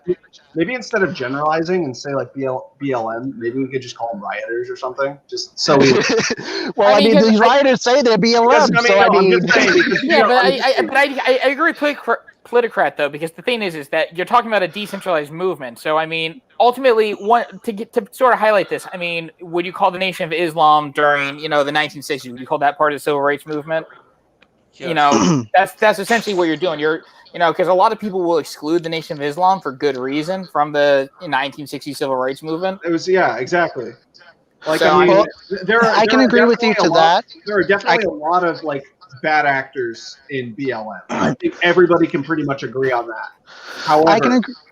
I mean, however, not all of them. I mean, I don't even think most of them aren't even supporting the rioting or the violence. Yeah, no, most in my experience aren't. I mean, it's one of those things that you're talking about a decentralized movement, and a lot of times you'll find that a lot of the violence is really from white people who a lot of times are suburbanites who are just taking advantage of this as like, oh, sweet, I have an excuse to go riot and loot. I think a lot. Okay, so I was actually talking to my psychiatrist about this when I had appointments back in June. But what she was telling me is she thinks that if COVID had not happened, there would have been no riots. There's people have been stuck in their homes. People have been bored. People just like needed to get that out. And without a doubt. The George Floyd thing was just a straw on the camel's back. Ultimately, I definitely agree with that because there would have definitely been protests with George Floyd. However, I do not believe we would have seen the level of rioting that we currently do and we have seen if it were not for the COVID lockdown. I definitely 100% agree with that because a lot of things. One thing that people forget a lot of times about COVID is that one of the populations disproportionately affected by COVID is Black people. So they're disproportionately affected due to a variety of socioeconomic issues. And because, they're the ones affected by COVID. Right, but that's not really what I'm talking about. No, I know, but it plays into the sort of zeitgeist of this whole thing because, when you're talking about the straw that breaks the camel's back, you're talking about you're talking about your friends and family are getting COVID and dying. And then, while this whole pandemic is going on, you see another white officer kill another Black person that looks like you, and you just start getting pissed because it's like, really? We got a pandemic going on and you're still killing us? Couldn't you? Well, can I say something real fast? Or actually, no, I'll let you finish first. Well, no, I think I got to a logical stopping point. I mean, well, again, that still goes on to the point, like I said, about the guy who got shot at Wendy's, which also got added to escalate the riots. Guy is resisting arrest. He steals a taser from the officer, threatens to shoot the officer, aims it right at the officer, gets shot as a result, and somehow that's considered murder when this guy's not only resisting arrest, he's also attempting to attack a fellow officer. Now, when you got this into the same kind of context, you can't really say that these people are singing around going, "Kumbaya, my lord," as if they're trying to make it easy to actually think they're peaceful. There's a difference between being peaceful and actually being peaceful. But these people are literally faking it. But I would argue, though, that because this happened so close to George Floyd, people are really heightened in their emotions, and they're not taking the time to see that. Now, should people have taken the time to see the details of that particular situation? Without a doubt, yeah, they should have. But ultimately, when you're talking about, and obviously this can also play into the problems of the 24-hour news media, where they didn't present all the facts to people, so you see it, and you don't take time to sort of read into it more. But basically, it happened so close that I don't necessarily fault people for seeing that and reacting to that as well, because even though that one is a very different thing from the George Floyd, and I would argue that one's not justifiable, it happened so close, and so much is happening that I don't necessarily follow. And I would argue that if COVID-19 wasn't going on, people could have seen that. Maybe some people will react to that, but I think the majority would not react to that. The same way that you could probably have some people react to George Floyd, but ultimately it wouldn't escalate the way it did. Yeah, but at the same time, people are mature in their own way and they grow and learn as they do things. You have to give people credit and respect to tell them right off the bat, you can do better. And then they won't have these kind of situations. To go about it that way, you're babying them and making it easy for them to be the professional victims that BLM tries to say that the invalids that they claim to be need more guidance from people. And they use race to basically get that kind of guidance. The thing is, though, these people can wipe their own ass. You don't need to sit there and be babied or coddled. I have more faith in these people, no matter what their race is, in order for them to actually get better. It's not hard to improve in more ways than one, and that's what these people need. But if you sit there and just blame it on race and everything else, all you're going to get is people jerking each other off and hoping that they're going to be praised at some point as if they did anything.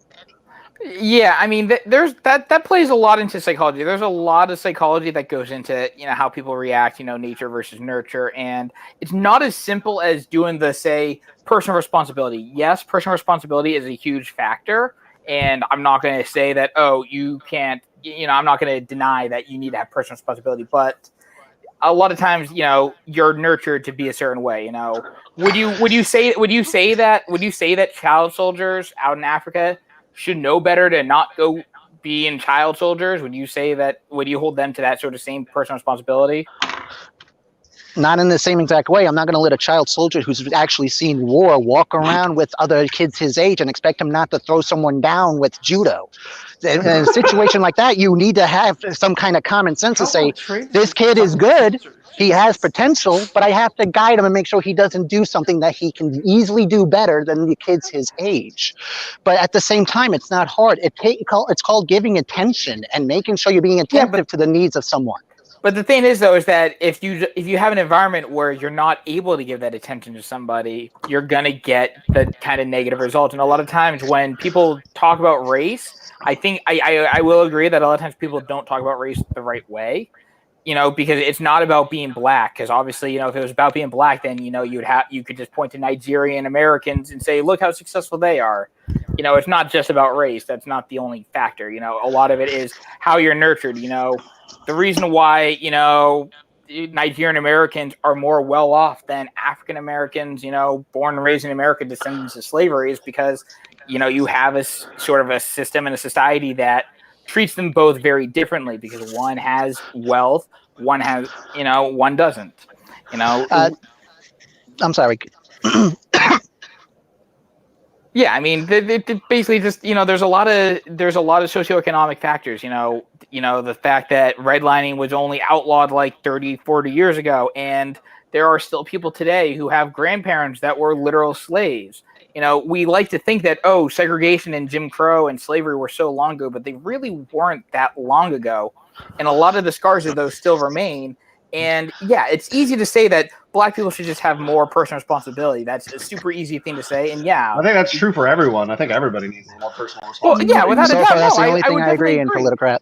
I definitely would agree that people could use more personal responsibility. But if you don't have the tools, if you don't have the resources to have that personal responsibility, then that's the issue. You're talking about people who don't necessarily have the generational wealth to better themselves. You're talking about people who may not, I saw a video recently where they were talking about like why black people join gangs, and if gangs are all then yeah, it's hard to break that cycle. It's easy to say, just break the cycle, don't join the gang. But if you don't have the resources to know not to join the gang, if the gang is the only thing then of course you're going to join it. So there's a lot of it's multi-layered. It's easy to say personal responsibility. That's the easy way out to avoid talking about a complex, social issue. But ultimately, you can't just say personal responsibility. You have to look at the social, economics, the issues that are going on. The Wendy's thing, that guy was not in the right. That was wrong. But at the same time, you look at, people like Breonna Taylor, you had literal officers who went into they technically did go into the right house, but they went into a house and they killed somebody that they didn't need to kill. Kill somebody who was in their bed. You also do what I don't like, that one guy, his murder never got coverage either. Like this dude, what was it like Brett something? I forget what his name was, but this was in I think Baltimore back in March. It was like this dude, it's like 23-year-old dude in bed with his girlfriend, cops just come in and shoot him right in his bed because they suspected him of having like an AR-15. Duncan Lemp. Duncan Duncan Lemp? Lemp. Duncan Lemp. Yes. Yeah. Like, I don't. You'll have to see Why that hasn't that gotten any like? after several months. Well, in that situation, you're pointing out wrongs. Yes, I agree. Wrongs exist. You're never going to have a perfect system or any kind of perfect situation. Things can always be better and improved. But that doesn't take away from the point that you can't sit there and keep on blaming it on race. For example, going to get a little ranty for a brief second. Okay. I was isolated and grown up in a very isolated thing. My family didn't want me to be anything until I met my mentor. He, on the other hand, wanted to let out the hell in me because, as he put it, I had potential. Next thing I know, I'm getting put through anger management and everything else through him. And his main mantra to me was, I can kick your ass if you ever raise your fist at me, because I had anger issues back then. Now, nothing ever happened. He did make sure he showed me a few examples of what he could do to me, including flipping me into a wall. This sounds like an abusive relationship, Michael. He only did one thing. That was it. But here's the thing, though. He let me show what he was capable of. He never hurt me. And he always was being very fair and respectful for me because he said I was at that age and I had the capability and comprehension that I could have learned better. So he made sure he treated me on that level. Now, I'm not saying don't give the extra effort, but like you even said before about how sometimes you aren't able to give that kind of attention. But that's the thing. Mistakes happen. The best parent in the world can look away for 5 seconds and they just lost their kid. That doesn't mean that parent's horrible. Doesn't mean that they're a bad parent, but mistakes happen. And Harambe even if it's not a falling mistake, into a gorilla cage. But we're talking about mistakes that have just been building and not been addressed at all. You know, there's a difference between taking your eyes off a child and they run away versus let's just not even look at the child. Let's just pretend the child doesn't exist and look away to literally anything else. Because a lot of the problems that are facing, a lot of the problems that Black people, specifically like lower income Black people face, a lot of those problems are also faced by rural white people. But, we don't. So a lot of times, you could actually craft policy that would actually help both of them. Because ultimately, you're talking about, the reason why we talk about Black people is because they're the ones who are more, they're the ones who've been more historically socially disadvantaged. The reasons why you have rural whites who are poor and poor Black people in the ghettos, they're very different things. A lot of times, the solution to both of them is very similar. But ultimately, you're talking about people who have been disadvantaged because a system was designed to disadvantage them. And while we have fixed that part, we have not basically we ended the bad rule, but we didn't fix any of the problems that bad rule caused. So what we ended redlining, which is great. It's great that we ended redlining. That is a great thing.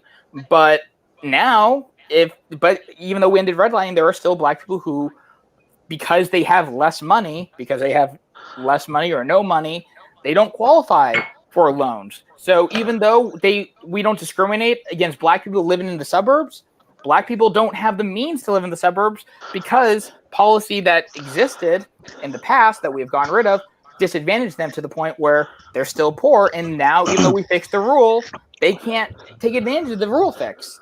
And that's really the issue is, again, it's easy to say personal responsibility. It's easy to say at some point you have to be responsible. But ultimately, if you're being ignored, if you're not even getting even half a second of attention, yeah, it's not just a mistake, though. It's not just a mistake. You're talking about just something that is just going to keep snowballing and getting worse and worse because you're not addressing it. At some point, you actually have to address it. You can, yeah, I don't know how else to put it. It's put it this way. That goes along the lines of systemic racism. Am I correct? Without a doubt, yes. All right. So if we have such a racist systemic system, how is it that the protesters, as horrible and atrocious as they've been released out of prison left and right? These are people that have attempted murder, loots, rioting, and so much more. They have literally, I actually posted some of them in the private chat if you want to share some of that in the main chat, Politicrat, just so no one knows I want to make sure I'm credible. You've had this going on for months now. We're on how many days? 70 something, and the riots are still going on. They are now saying reparations or riots now, just so they can get away with it further. And again, I also have the articles about North Louisiana, where literally people in Nulu are now being racketeered by the BLM. Yeah, These people claim. people claim that this is systemic racism up to the worst level. They're saying that people have white privilege, but how is it that these people with their own privilege, due to Democratic support, are getting away with this left and right daily, blatantly? So that's a really loaded statement, I feel like. So as far as being released, a lot of them are. I'm assuming you're. I'm going to assume that you're probably talking about people who get released on bail or something like that. I'm going to assume that's what you're talking about. And the only reason why people. I'm referring strictly to people being released after rioting, looting. One guy even tried to burn up a chase and got released too for a felony. Again, you can give me anecdotal examples, but if we're talking about as like a whole, if we're talking about like as a whole systemic thing, as a cumulative thing, I'm gonna assume that you're talking about like people who get released on bail or something like that. You guys keep talking. I'm gonna go get an IPA. Okay, that's fine. Because the thing is like it's. Because you can find an antidote for anything. I could probably, if I was to really try to give you an example of how you can find an antidote for anything, if I really tried, I bet I could find some antidote of a Confederate soldier who was anti-slavery, who believed that blacks should be free, but he still fought for the Confederates. I'm sure that antidote exists somewhere, But that's not even to be an anecdotal, though. I'm literally bringing up how droves and dozens of protesters and rioters are getting away with murder. Well, the thing is well, let me get back to the point. So you're given anecdotes of specific examples. Now, I can't speak to those specific examples, but I can say that as a whole, I'm assuming most of the people who are getting released on bail are getting released on bail. And basically what it is there's a lot of bail funds that are being funded through charity donations. And these are things that are actually objectively good. The thing is one problem that we have with our bail system is that you have people who can't afford bail and they have to sit in prison, or not prison, jail, holding, whatever you want to call it, whatever term you want to use. They have to sit there till their court date. And, and then they'll go to their court date and they'll be there in street clothes. They won't have a suit and tie, and they'll be taken even less seriously. And then they'll be, their situation will be worsened because they're not able to access basic stuff. They're not able to access, things to make themselves look good for court. So really, if you're talking about people being released on bail, it's part of the reason why you're seeing people released on bail more than usual is because of bail funds. People it's not even bail. These people have been actually arrested for assaults, felonies, like I said, arson included. Well, again, and they're being released automatically for this stuff. I'm not no, guys, did you hear about the So former firefighter, black. He was like, I don't know, close to 60. He had just invested his entire life savings into this new restaurant in Minneapolis. So the grand opening was scheduled, I think, for early April. That had to get canceled because of COVID and all that. And then, so the shutdown or the lockdown happens. And then when the riot started, I think it was around, was it Memorial Day? God. Yeah, it was around Memorial Day. Yeah, around Memorial Day. So he got his business burnt down, his restaurant. I think it was a sports bar. And then he went back to clean up the rubble, and some people just came and stole his safe. This was a former firefighter. He was an African American man, and it just goes to show, it's people like that who are the victims of the looting and the riot. It's one thing to go down and burn a police station down. It's like, okay, I'd be willing to at least look the other way there because at least they're being consistent. But burning down a lower middle class guy's business, on top of that, a black guy. These, I don't know what to even call. I don't want to call them rioters or protest because the thing with a lot of these is that it's really, again, there's a lot of different factors going on with any. Oh yeah, I think I don't know. I feel like everybody is a bit reductionist when it comes to this issue. I feel like everybody has been speaking about this in a very reductive way. I don't just mean us. I just mean the media in general. People on social media. To an extent, I definitely agree because that's just, there's no easy way to talk about this. To use LA in the 90s as an example. Part of the reason why you had that whole Korean versus black people. The Koreans were totally justified. Come on. it's a bit more complicated than that. You see, in the context of in the context of the LA riot, sure, yeah, they were their businesses. You have every right to defend. But the thing is, though, is to give you an example of how complex this is prior to the LA riots, we're talking a good decade prior to them.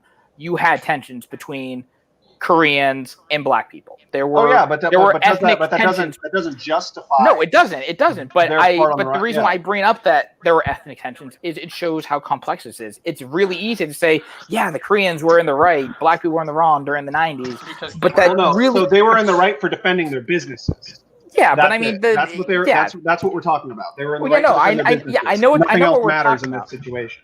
Well, no, I agree, and I know what we're talking about, but I think the problem is, though, is that people get the wrong idea. So when people see the Koreans defending against Black people, people don't see it as them defending the businesses, or they do see it as that, but they don't see it as really them defending businesses. They see it as, oh, look at Black people going to harm these innocent Koreans, when really there was a decade of ethnic tensions prior. You know, the Koreans were racist to the Black people prior.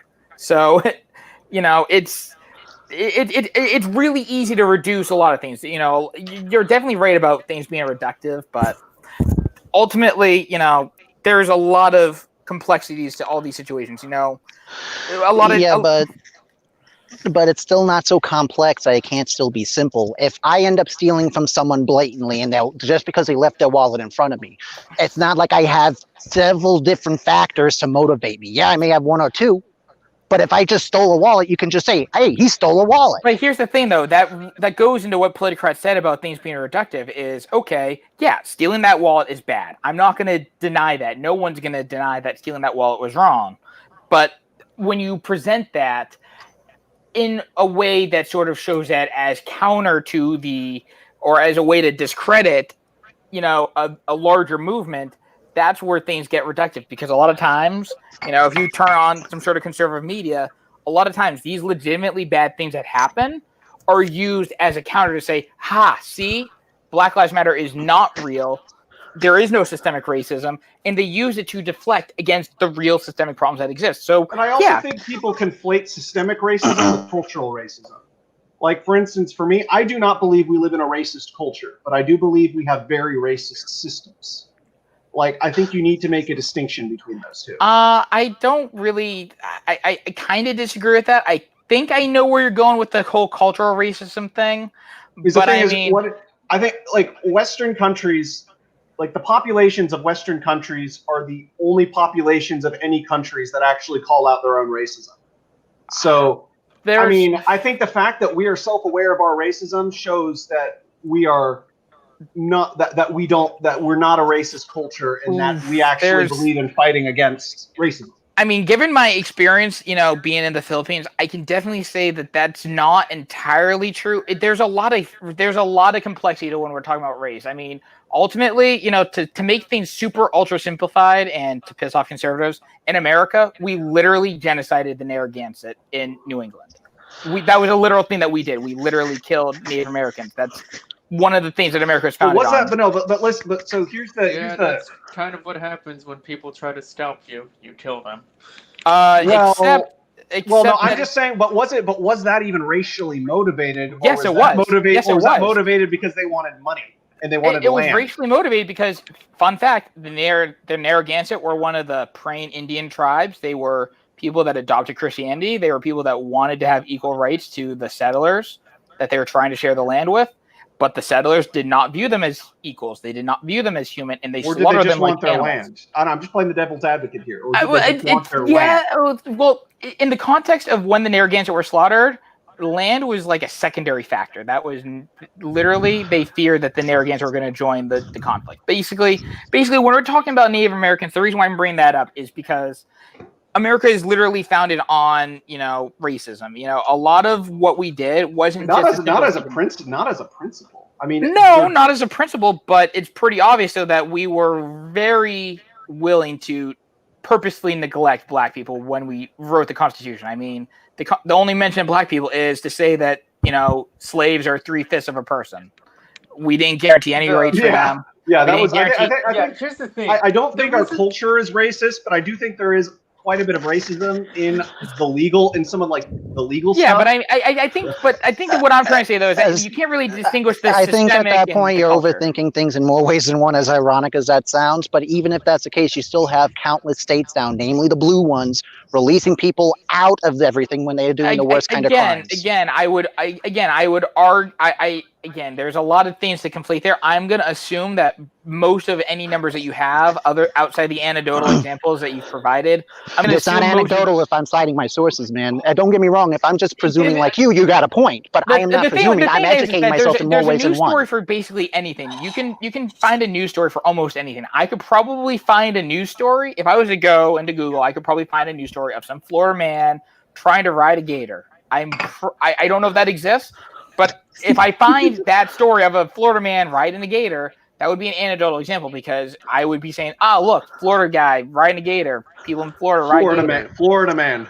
Exactly. So what is your point then exactly? Because I'm literally pointing out side sources that are in the private chat right now. Because the thing is that just because you say when I say something's an anecdotal source, you can have a source for that, but the source is anecdotal in that you're talking about a specific isolated individual incident. You're talking about an individual. You're not talking about a greater systemic or cumulative well, what about the thing. black police officer in Wauwatosa who ended up getting a shotgun shot at him while he was at home with his black children by the BLM? 50 to 75 BLM members were doing this. It's in the private chat right now. It's in the second message I posted in there with all my archives and sources. You guys can put it in the chat too so they can read. The BLM literally shot at a black officer while he's at home with his black children with a shotgun with spray damage, and literally are chanting Black Lives Matter in the most hypocritical sense. That is not anecdotal. That's highlighting how they resemble what they hate in more ways than one. But and I have the archive sources. The reason why that's that. anecdotal is that what percentage of Black Lives Matter supporters support that? Do you have any sort of? I have it posted in there. Yeah, do you have a specific survey or poll showing that yes, Black Lives Matter support that? Just because you have even a group of 50 people, because you're talking about a country of 330 million people, so 50 people is not even a measurable percentage of the greater population. So if you're talking about thousands, well, here's the thing: I'm not talking about the statistics. I'm talking about every example that I've been referencing that you keep on scoping over and overthinking. Your examples are by definition an anecdote because these are individual situations involving individual people. A COVID anecdote. Yeah, but basically, they're not talking about a larger thing. You can find, like I said, you can find a story for almost anything. And just because you have something that did happen doesn't mean, I'm not saying that like those things didn't happen. They obviously did. You have sources for them. They did happen. But your sources only prove that those specific situations happen. They don't prove a larger trend. They don't prove a greater thing. Thank you, Cotton. Well, then let me ask you this real fast. What about when I pointed out about how the CDC actually pointed out how a 60-plus-year-old drug, which is safe for all ages and mothers who are pregnant, would you say that's anecdotal? Especially when you have better sources citing it. So when we're talking medicine, there's a lot of things. I'm asking about strictly the source because I'm citing sources from multiple angles because I look into things in more ways than one. Is that anecdotal? Yes or no? Yes or no? I definitely appreciate your sources. So the thing when we're talking about anecdotal, you're I'm asking yes or no because you're saying I could cite anything. Yes or no? Is that anecdotal? So what was so repeat what your source was one more time. How the CDC said how a 60-plus-year-old drug, HCQ, is safe for all ages, including pregnant mothers. Is that anecdotal just because I cite it? Even though it's an isolated source with information. You're asking the wrong question. I mean, that's well, I'm asking because you're saying I could cite anything, and it's all anecdotal, especially when I'm pointing out the stuff I've been pointing out. That's not what that means. So when I say something anecdotal, clarify it and simplify it, please.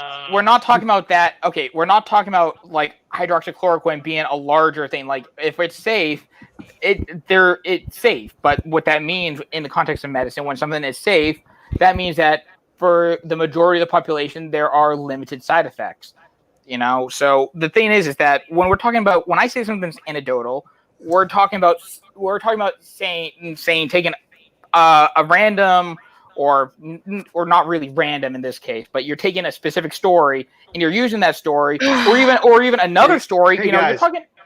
Guys, so we don't run out of time. I mean, we're already getting towards 2 hours. I mean, I'm fine going a bit longer. Like I can go another hour if you guys want to, but I think just because of where we are, I think it's probably best we move on to the next topic. That's fine. I personally don't think this conversation is going anywhere. God. Yeah, I mean, I'm Well- trying to figure out. There are definitely better people who do more debates. I can explain anecdotal Yeah, evidence better I than love me. when people just kind of keep rambling and other people can't put their points in. Yeah. So I don't know. I Yeah, think sure. that. Yeah, I'm When I totally cool become moving the- on. So, All right. you So know, some of yeah. us can't speak at all. Yeah, I So- apologize. I'm not. I swear, I'm not normally this talkative. Politicrat can attest to that because I'm usually the quiet. You're one on usually like stream. moderate. No, usually. Well, no. I think the reason you seem more talkative is because Hara isn't here.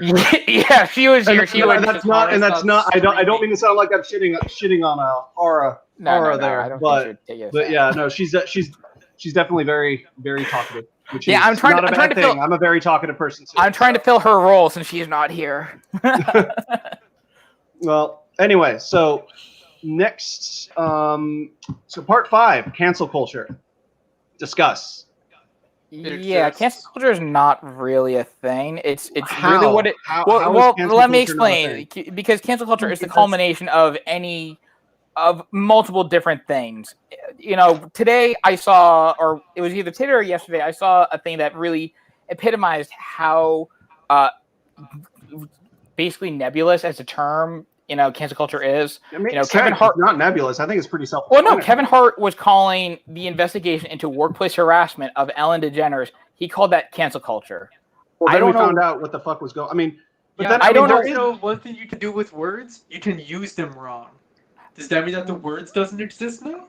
No. We're talking about workplace harassment. That includes more than just words. Yeah, I we're don't talking know about that. cancel culture. Yes, but the fact that Kevin Hart, or I think it was Kevin Hart, I'm probably gonna look like an idiot. I think it was Kevin Hart, but basically somebody said that like, oh, it's cancel culture investigating workplace harassment at Ellen's thing. Then they're using the term wrong.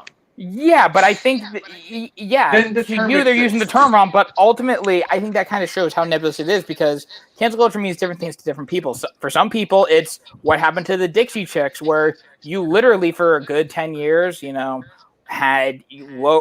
Okay, Basically, so if you lower don't think record sales. cancel culture is real, like you need to tell it to this guy. Hold on. Which guy? Because I can The probably. guy. Him. Do you see? What? Do you see? See what? Do you not see my screen? No. No. Nope. Oh, wait, hold on. Let me get share. How do I do? God damn it! How do I not? I don't know. I guess I can't do screen share. Screen sharing was canceled. God, that was gonna be so funny. Yeah, I mean, the We cancel culture is just, canceled it means so many different things to so many different people that I don't even think there's like a coherent definition of it. And I mean, sure, I will concede that there are certain instances where you can have a person with a small There we go. voice get silenced by a person with a big voice.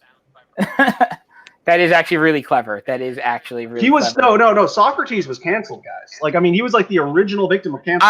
Okay, so I definitely agree with that. You see, a lot of times when I talk cancel culture, I like to use joking examples like Socrates, or the reason why I'm bringing up the Dixie Chicks, because that's my go-to example of cancel culture. Because whenever Because people of the talk, name Dixie, and yeah, that was pretty stupid. yeah, you see, people don't talk about the Dixie Chicks or Sinead O'Connor or Socrates when they talk cancel culture. If that's who we were talking about for cancel culture, then yeah, I'd say, yeah, maybe cancel culture is a thing. But typically, people aren't talking that. People are using cancel culture as a stand-in for, I don't want to take personal responsibility, or, oh, you're just offended, or any number of things where it's like you can do, like the reason why I brought up, somebody saying that investigating workplace harassment for Ellen DeGeneres is cancel culture is to sort of show how nebulous a term it is. The fact that somebody can view that as cancel culture shows you that the term has no meaning. It But if varies you're too gonna- much. but cancel. But if like you're gonna go back in time and dig up like fucking Ben Gunn's dirty tweets from 1907, like That's Damn, dumb. there And was then you're going to Twitter get him in kicked off of the 1907? Guardians of the Galaxy or whatever the fuck he was directing. Oh, fun fact about James Gunn: that was actually Mike Cernovich who was purposely trying to do that sort of stuff, and that's actually it's still cancel culture. That kind of goes into another thing about cancel culture that I always like bringing up is that it's not just the left canceling the right. It's actually usually rarely the left. It's usually actually the right that's trying to do it. They're the ones. I don't even think you can make it I don't even think we should make it political. I think we should just say people are canceling people, and because they have some kind of an agenda. You see, the thing is that would actually be good if that's how it manifested, but rarely. I can't think of many examples of the left actually canceling somebody. I can see the left it's not manifesting the way you want it to or you think it should doesn't mean it's not actually a thing. Like the prime example for the left, at least, is the left tried to cancel quote unquote ContraPoints. They tried to cancel her. And really, no one actually tried to cancel her. They literally tried to point out some problematic stuff that she said and did, and she took that as them canceling her.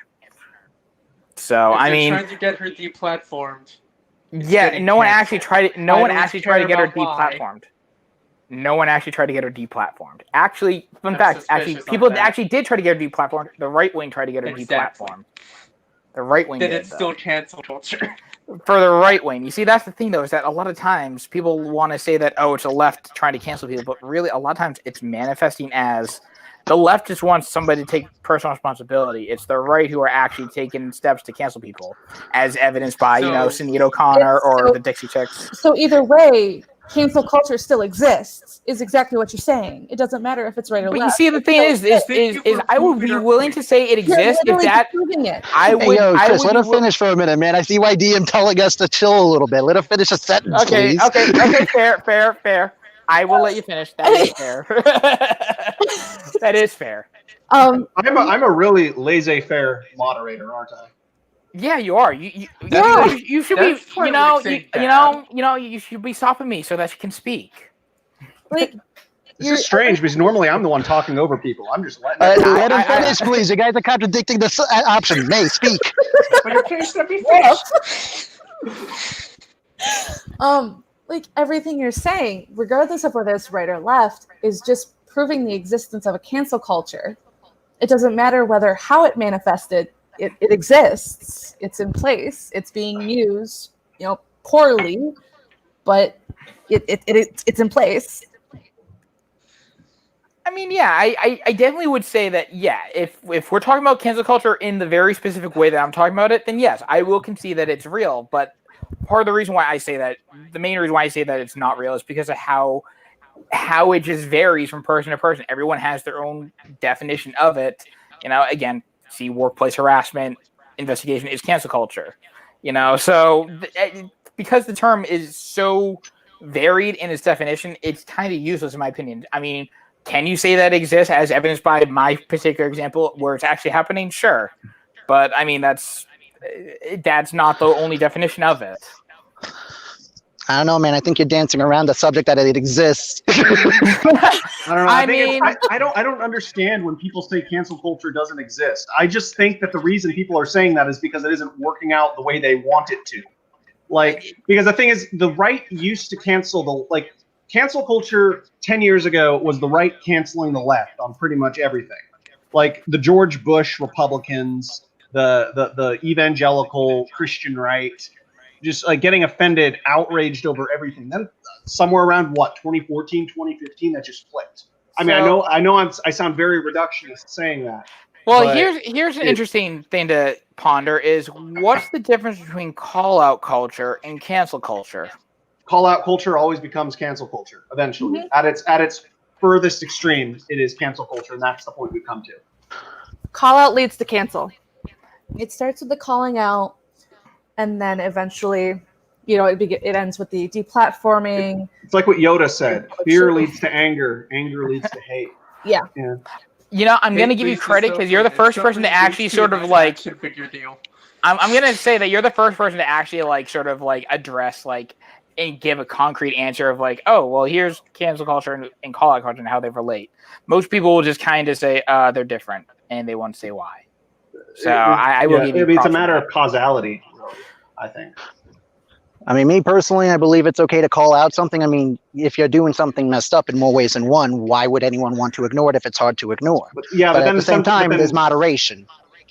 Yeah, like I mean, at this point, it's. But then I think the media, because like we've become like, social media has made the world a smaller place, and then you have the media, which is like looking at two people getting outraged on Twitter, and then they're overblowing it and making it something that it isn't. Like I know Bill Maher had a good bit on that. Bill Maher is the worst example. You don't like Bill Maher?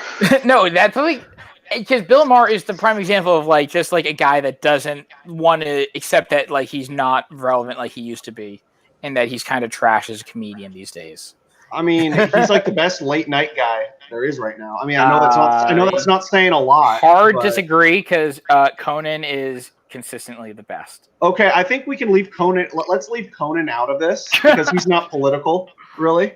Well, we can leave. Let's leave kind of, but also not Conan. Really, sure. Honestly, like Conan, and I mean, and I know nobody watches Jimmy Fallon, but Jimmy Fallon isn't particularly political either. So I'd say we leave Conan and Jimmy Fallon. Jimmy Fallon, all he's doing is he's trying to play that role that he did in Fever Pitch. He's trying to play whatever that guy's name was. He's trying to do that, but as a late night show host.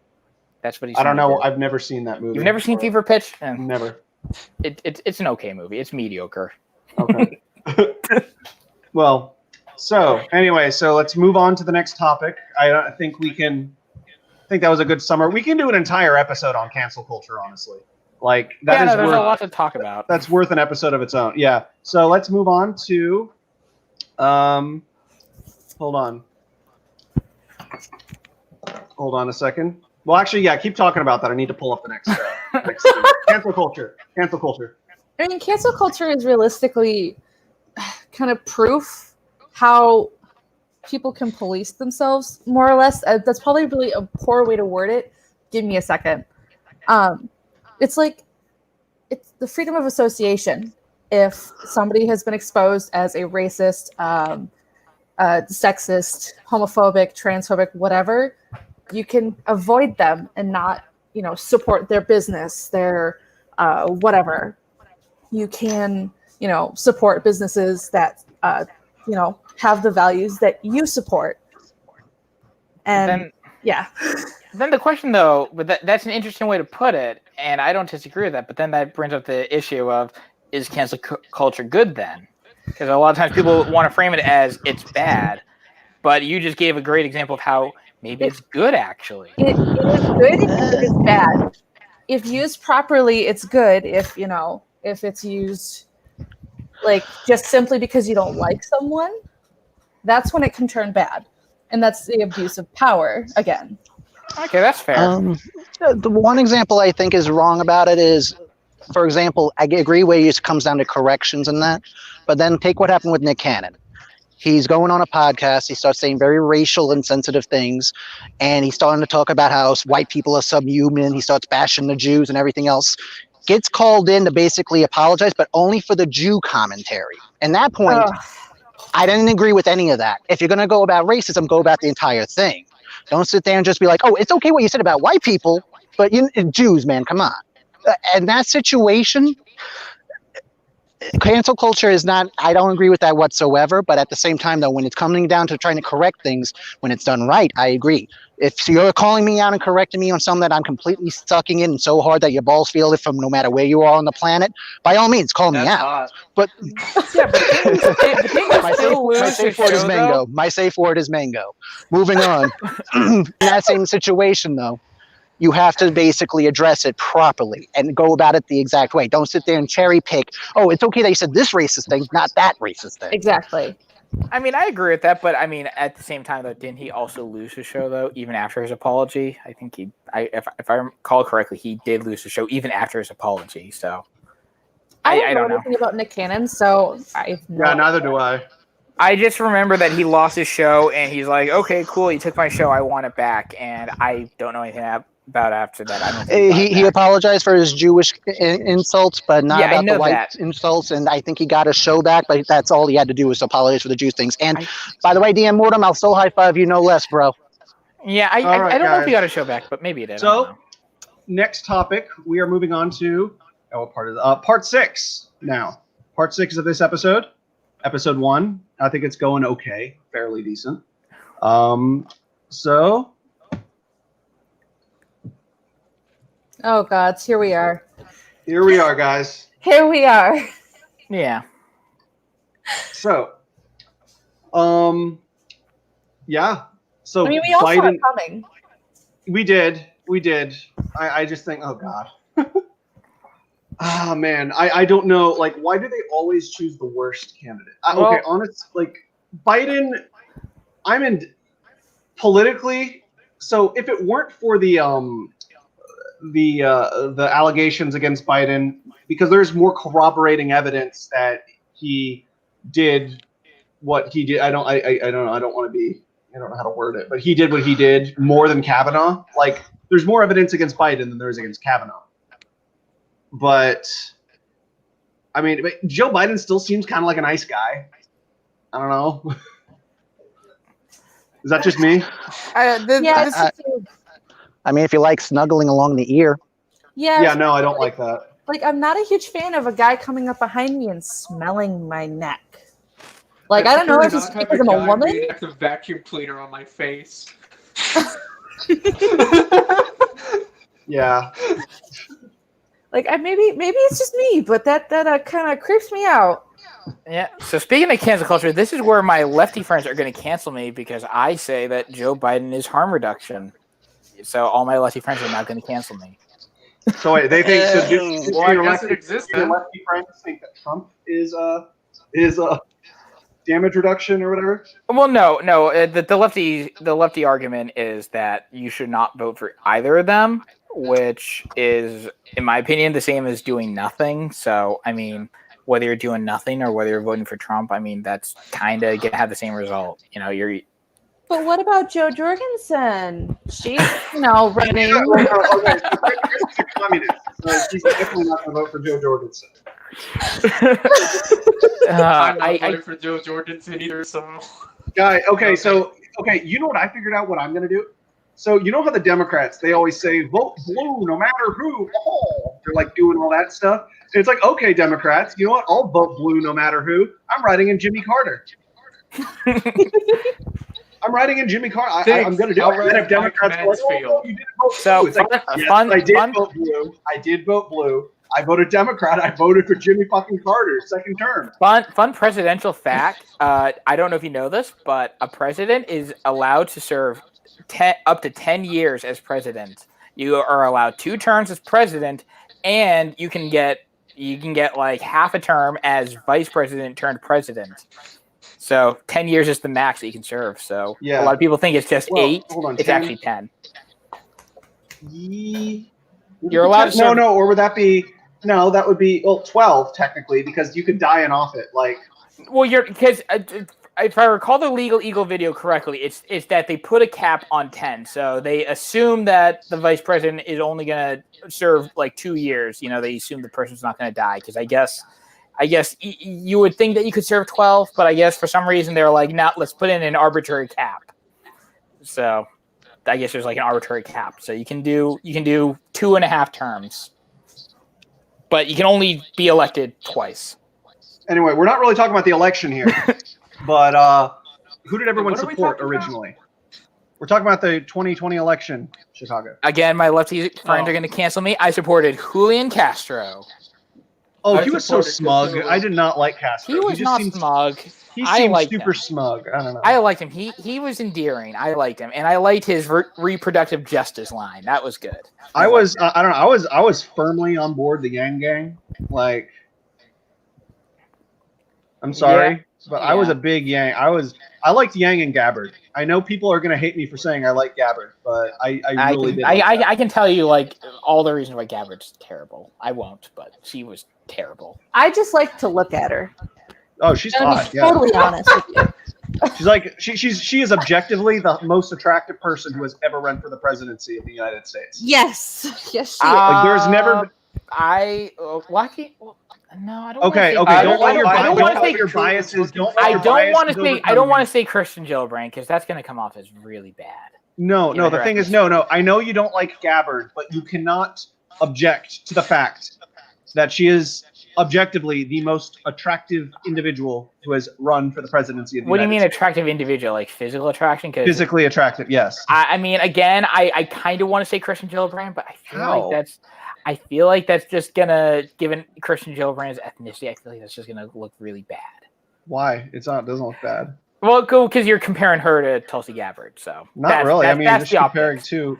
I mean, if anything, it's sexist, not racist. Yeah, it is actually sexist. That is actually a very good point. It is sexist. Dude, But- I question your type. I just googled Kristen Gillibrand because I couldn't remember what the fuck she looked like. Nobody does. I question you. I don't know. I don't know. It's got that. Michael. It's like a weird, nerdy adult. You know. I don't know. I think my Like, boy Kelly no, Cruz no, looking like, pretty fine. But yeah, so okay, so I told myself before we ended up going into the election that so I do not like Donald Trump. We've already established that. But I told myself, like 50 times. yeah, I told I think he's done I think he's done a number of good things, honestly. That's again probably a topic for another video, the good and the bad of Donald Trump. But I think that I told myself that I would consider voting for Joe Biden in absolutely any scenario that did not involve Kamala Harris. But here we Sucks are. for you, I guess. So yeah, so I really don't want. I feel like the Democrats are begging for me to vote for Trump at this point. Like I don't want to vote for Trump, but I feel like they're begging me to. So what were you asking me then? Because you said Michael. Oh no, I was going to ask what your opinion on the 2020 election is. Oh, when it comes right down to it, there was only one Democratic candidate that I was going to vote for, but he didn't make it into anything beyond the beginning start. Who? Yeah. So, no. Let me guess, Delaney. No, this guy named Oneida. He was an ex-military vet. He was awesome. Yeah. Ojeda or whatever. I think that was his name. He was the only one that I was like a willing to state- vote for. I was like a really state hoping senator. you were going to say Delaney because He was like a Virginia state senator, I think. Yes, he's an ex-military guy working as a school teacher. He had a lot of promise that I really liked and respected, but he couldn't even get past the beginning section. A lot of his stuff is very promising, and I had a lot of faith in him. But once I saw they didn't make it, I was like, Trump. It's like no one else but that other guy, but Trump now. Really, Michael? Really? You Like, didn't want to keep you didn't the like Delaney Gabbard? meme alive? Did you not like Gabbard? Nope, not at all. Huh. So, Michael, why did you not want to keep the Delaney meme alive? Was he What's a wrong? meme? Memes I die, and was they get asleep replaced for with that, better obviously. things. You know, if Delaney was actually like legitimately jacked, I did not know that. Like he's actually taking pictures of himself at the gym. Very, very pleasantly surprised by his physical physique. So yeah, I don't like Delaney though. I hate. Has anybody been watching the convention? No. It's terrible. No. It always Okay. is. Okay, It's- guys, so I was the very first person to upload this video. Hold on, I have to go to my YouTube for this. Thanks for asking my opinions. But okay, tell us what you think. Come Give on. your opinions. Okay. For who I was originally supporting, it was Jacob Hornberger, but after that, now I'm just supporting Cthulhu. I'm done. You're supporting who? Cthulhu from Lovecraft. The only Now- correct answer. Oh yeah, you should just write in Cthulhu. Well, you Or know, just draw a that giant dick. actually draw a that giant brings dick. up a really interesting follow-up question for you, Just shit Chicago. beyond- Is which version of Cthulhu, the one from Lovecraft Country, Ooh. or actual OG Lovecraft? OG What's Lovecraft. Lovecraft Country? It's a new, and you're probably, and I feel like you might dislike this. I don't know. It's a new interpretation of Lovecraft's works, but it's instead of being racist like Lovecraft was, it's anti-racist by having a diverse cast. Why would I not I like don't that? like I mean, I just that. want to watch a good. I just want to watch like a good story. Only because I've seen you late. You know, well, I haven't seen you because you've blocked me, but I've blocked seen you? from probably chain block. It's probably blockchain. This is a politicrat talking. No. I'm talking about Chicago. Chicago blocked me. Oh, you're talking to Chicago. Oh, I Okay, no, did? I was the one who said I'd Oh. never heard of Lovecraft Country. Oh, That was oh, me. I thought that was Chicago. Yeah, No, no. no, Oh, no, no. you'd probably like it, politicrat. I don't know if Chicago would like it. I Would you? prefer Are you okay with normal black people Lovecraft. in Lovecraft? Sure, but I also think that we should go with Juno actually do Lovecraft stories the way Lovecraft wanted them to go and be shown. I think we can do both. Let's do both. Not Let's just ours. let's just do a bunch of Lovecraft interpretations. Free market of ideas. As Grave Doodle. I will say, Stop Lovecraft. taking my- One of these days, I'm going to start pirating it because I've seen the trailer and it actually does look good. The trailer has me hooked. Eh. Do you think Biden watches it? Honestly, Biden strikes me as the kind of person that would probably watch Lovecraft Country to be diverse. That he strikes me as that would be his way of being diverse. Is I watch Lovecraft Country. That would be funny if that's what he said, like on his like fireside chat thing in his basement. No, that's Dennis Prager who does the fireside chat. Well, it's not fireside. They call it fireside, but it's not. The left fireside. wants to take away your penis. Biden from his basement, just saying he watches Lovecraft Country.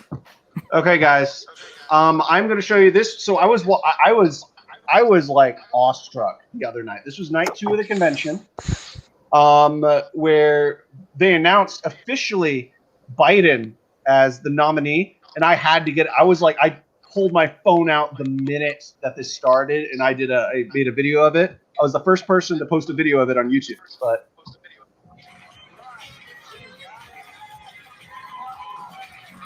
you guys hear the audio? Are you guys hearing the audio? Mm-hmm. It's Oh, are you saying basically please clap while it's clapping? Do you hear the music? Yeah, I do. Should go back to the 60s. I feel like they're doing it against their will. I feel like my dad. No, this is the best part. This is the best. Hold on, just a second. Is she going to be another victim? Just look at him. He looks so confused. He forgot his medication. he does not have any idea where he is. He does not. He really does. Like, I don't understand. I People are don't saying either. that, like, I don't know. I've heard people saying, "Oh yeah, he doesn't have." Like, he's clearly in cognitive decline. Like, I don't know how you can say that he's not. I say that he's in no more partisan. cognitive decline than Trump. Trump is definitely in cognitive decline, but Joe Biden is on a completely different level. Yeah. Or maybe the difference is Trump is like taking a bunch of Adderall, and maybe they just need to give Biden a bunch of Adderall too. It's possible. Yeah, I don't know. I can't say. Adderall 2020. I mean, at least much. Trump can still walk and talk. I feel like Biden at this point is like a jalopy. You just have to crank him up and hope he starts. You might want to rethink the walk thing. I mean, Trump and ramps does not really work well. I mean, is it a bad time to bring up Harambe again? It's not too late.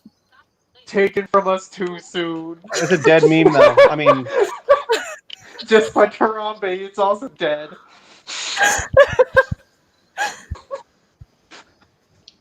but Just yeah. like all of So our hopes and dreams. Rest in peace. Kamala. So guys. So Kamala. I'm, as a leftist, I'm not a fan of her. I will say though that some of my leftist friends, they do misrepresent her record, which I don't totally agree with. But I will say that there are problematic aspects of her, but I don't think she's as bad as people say she is. I think she is. I mean, honestly, I think she's a psychopath. I mean, if you want to talk about someone that actually did mess up the system pretty well, trying to keep prisoners in prison for longer just so you can have free labor is not exactly the best person to pick as a vice president. I Jeez, definitely agree. I mean, I agree with that. I mean, I'm not gonna. You're not gonna see me defending Kamala. All I can say is that I think her record, as it's been presented, is not as bad as people make it out to be. But again, that doesn't make it good. I mean, sorry. Oh yeah, so she's sorry, good on Jesse, don't weed now. She's good on weed now. That's it. Like, yeah, she's actually surprisingly the best senator when it comes to the legalization of marijuana, other than maybe like Rand Paul. But Wait, she's. Can we go and stop for a sec and basically just realize Chris, you just said that you're not going to defend Kamala, and then in the next sentence. Yeah, I defended her. I know. Well, I say you should know that I'm contradictory based on my name. I mean, I basically say that I'm anarcho and federalist. You know, that should tell you right there. Well, actually, anarcho sucked then. Yeah, but when we got into a debate about systemic racism being like fabricated, I will change my opinion when it comes down to her. She literally makes it easy to think if she ran things, you're going to have a racist, messed up system because of her history and her actions. There's a lot to unpack with that. I would say that I don't think she would either help nor hurt it. I mean, I don't think she would. No, I mean, she literally wanted to like prosecute single mothers for their kids skipping school. Like that is some fucked up shit. At surface level, it is, and I also do want to say I disagree with the policy as I read and I understood it. She was using what power she had to try to curb truancy. I mean, this kind of goes into what Michael was saying about having a good mentor. So this was her way of trying to combat truancy.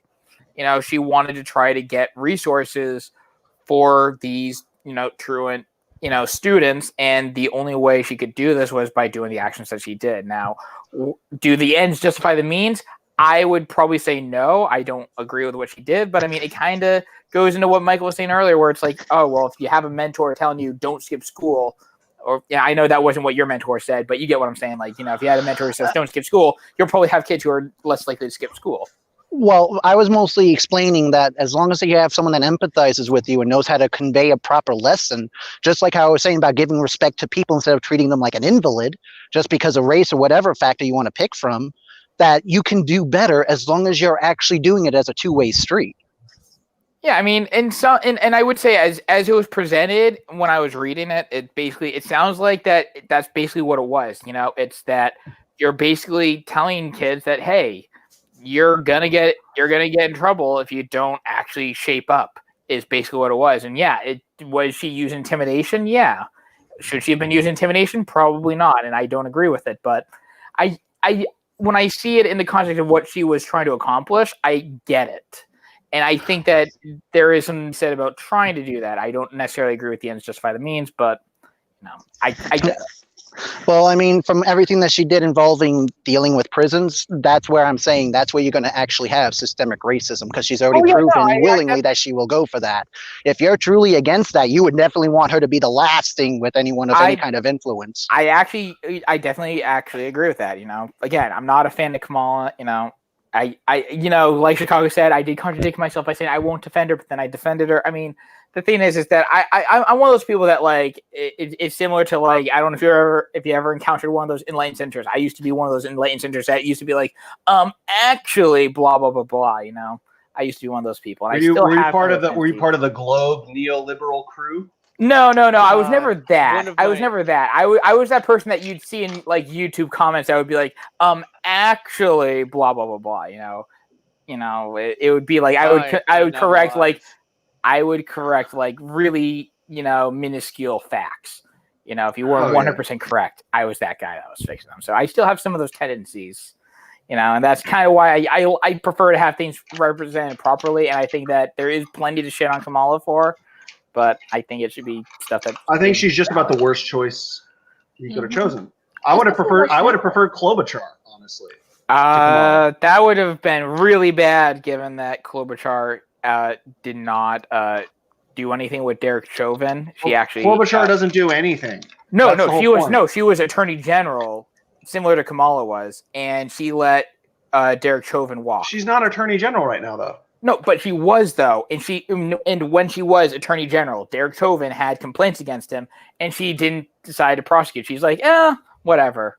That's a really bad look. How is that worse than Kamala prosecuting innocent people and not taking them off of? Literally forcing them to be on. She's literally against DNA testing. Okay, she's against DNA testing. So if you're talking about the cumulative bulk of her record, yeah, Kamala's worse. But the reason why I'm pointing out this is, do you remember who the one that killed George Floyd was? It was Derek Chauvin. We have protests going on. It would be really bad optics to have the woman who had the opportunity to do something about Derek Chauvin but didn't. You know what I have to say about that? It's better to let 10 guilty men free than imprison one innocent man. Benjamin Franklin, he said something. I think that's. But that doesn't apply in this situation because he did have complaints against him, and these complaints were valid. He only walked because they decided not to prosecute him. Quick question, real fast. Just because I heard him, like, unless I heard wrong. May, do you have anything to add? No, I'm good. Okay. I didn't say anything. I'm sorry, maybe I heard wrong. I'm also paying attention to the chat, and I noticed. You're good. Oh, that was you. Okay. Yeah, so I just think that would have been really bad optics to have the woman who let Derek Chauvin walk. I think that would have been probably worse than whatever Kamala's bad record is. That would probably be measurably worse because the protests are still really relevant, and that just would not look good. Quite frankly, neither one of them are a good choice for VP, especially right now with how sensitive like tensions are between cops and civilians. Oh, speaking before Go continue. ahead. No, you continue. Okay, all right. So I saw this hilarious meme where it was, or actually, you talk. I'm gonna try to pull that up because it was fucking hilarious. Like somebody like Tulsi Gabbard or Yang would have been a much better option rather than woman of color. He never even mentioned Tulsi. The thing is, woman. Okay, the thing is, they love a woman until he's VP. Boom, no. The thing is, no, she doesn't count as a woman of color because her policy positions don't align with that. I would say that I'm sad that they didn't go with my fantasy pick. Who's your fantasy pick? Your waifu? No, my fantasy pick was Ayanna Pressley because she's a woman of color, she's progressive, and she has a record, defending, people. Would have been better than Kamala. I mean, I agree. That would have been better than Kamala. Mm-hmm. The only reason why they didn't choose Ayanna Pressley, she does not have name recognition yet, even though she's a member of the squad. Well, I hate that term, the squad. I think it's kind of. I call them the Gang of Four instead. It may be stupid, but she's not. She's the forgotten member. Everyone forgets it. Like there was a conservative propaganda video recently that was making fun of the squad, and guess which one they excluded? They excluded Ayanna Pressley. Yeah, they excluded her. So they had the three other ones. If you're gonna make fun of the squad, you might as well include all four of them. Don't just include three because those are the big name ones. Include Ayanna too. You can't forget her. Those are the three that keep on doing stupid stuff. Mm-hmm. Like there are just so many better options than Kamala Harris. They purposefully choose the worst ones. Like I don't even know how. I just think the Democrats are inept. I wouldn't say Kamala's the worst. She's, in my opinion, she's neutral because she will grow the base among a certain, very specific section of the base. But as a whole, I think it was kind of, you could have done that expansion of the base without Kamala Harris, with literally anyone else. But I don't think she's the worst. But there's definitely better people. Absolutely. Right now, at the very least, with the current climate with BLM, she is the worst choice they could have made. I don't disagree. I mean, I guess what I'm trying to say is I get why they chose her. Of the people that they could have chosen to do the same exact thing that she did, there were much better choices that they could have gone for. And I definitely think that in that respect, they dropped the ball with her. They absolutely did. Well, it was clearly, it's on purpose. I don't know if it's on purpose. It's not measured and an actual choice. I think it's just that she was the only one who had name recognition. I mean, yes, you could have gone with Tulsi. I think she had name recognition too, but I don't know if it's positive or negative name recognition. I guess with Kamala, because people are ignorant, a lot of people had a very neutral depiction of her, Well, that's why you're supposed to look into things in more ways than one. They only are ignorant only if you're going to be ignorant willingly. I agree with that. I definitely agree with that. And I mean, it's not just a left problem. It's a right problem and a center problem and really everybody's problem. Not necessarily. You have situations where people also, like you said before, need somewhat of a guidance within the system. The thing is, though, you have to also treat it like a library as well. The library can exist. It'll be there for you to rent out a book, but you still have to go to the library and rent the book. You have to pick from the options you have. It's a two-way street. It's not all on the system and government. You're supposed to take your ass up and say, hey, let me go learn about this thing. Yeah. If you're not, that's on you. Yeah, I definitely agree with that. In this context, yeah, I definitely will agree with the personal responsibility thing in this context. I mean, there's no really context. no, not this context. No, I will agree with personal responsibility, but I'm always for me, it almost feels like a meme a lot of times when people on the right say personal responsibility. It almost feels like a meme because you'll literally have like somebody like Ben Shapiro who will be saying like, yeah, we should people getting bombed should have the personal responsibility to not bomb back. But it's like, okay, but they were still getting bombed, Ben, and there's a war going on, and Fuck, I cannot find this meme. Anyway, I never heard of this bombing meme. I'm using this. I'm kind of in a crappy example, trying to sort of use like how Ben Shapiro will talk personal responsibility, but like when asked about his sort of because he was last year he was on Andrew Neil, who's a conservative out in the UK. So Ben Shapiro basically walked off when Andrew Neil was asking him some very basic questions. Basically he was asking Ben Shapiro about why did you say that like people in the Middle East only like to bomb and destroy stuff, And Ben Shapiro is the guy that's always about like personal responsibility, but then when he was confronted about this, he did not take personal responsibility for his own meme. Is a really crappy roundabout way I was trying to, I mean it all.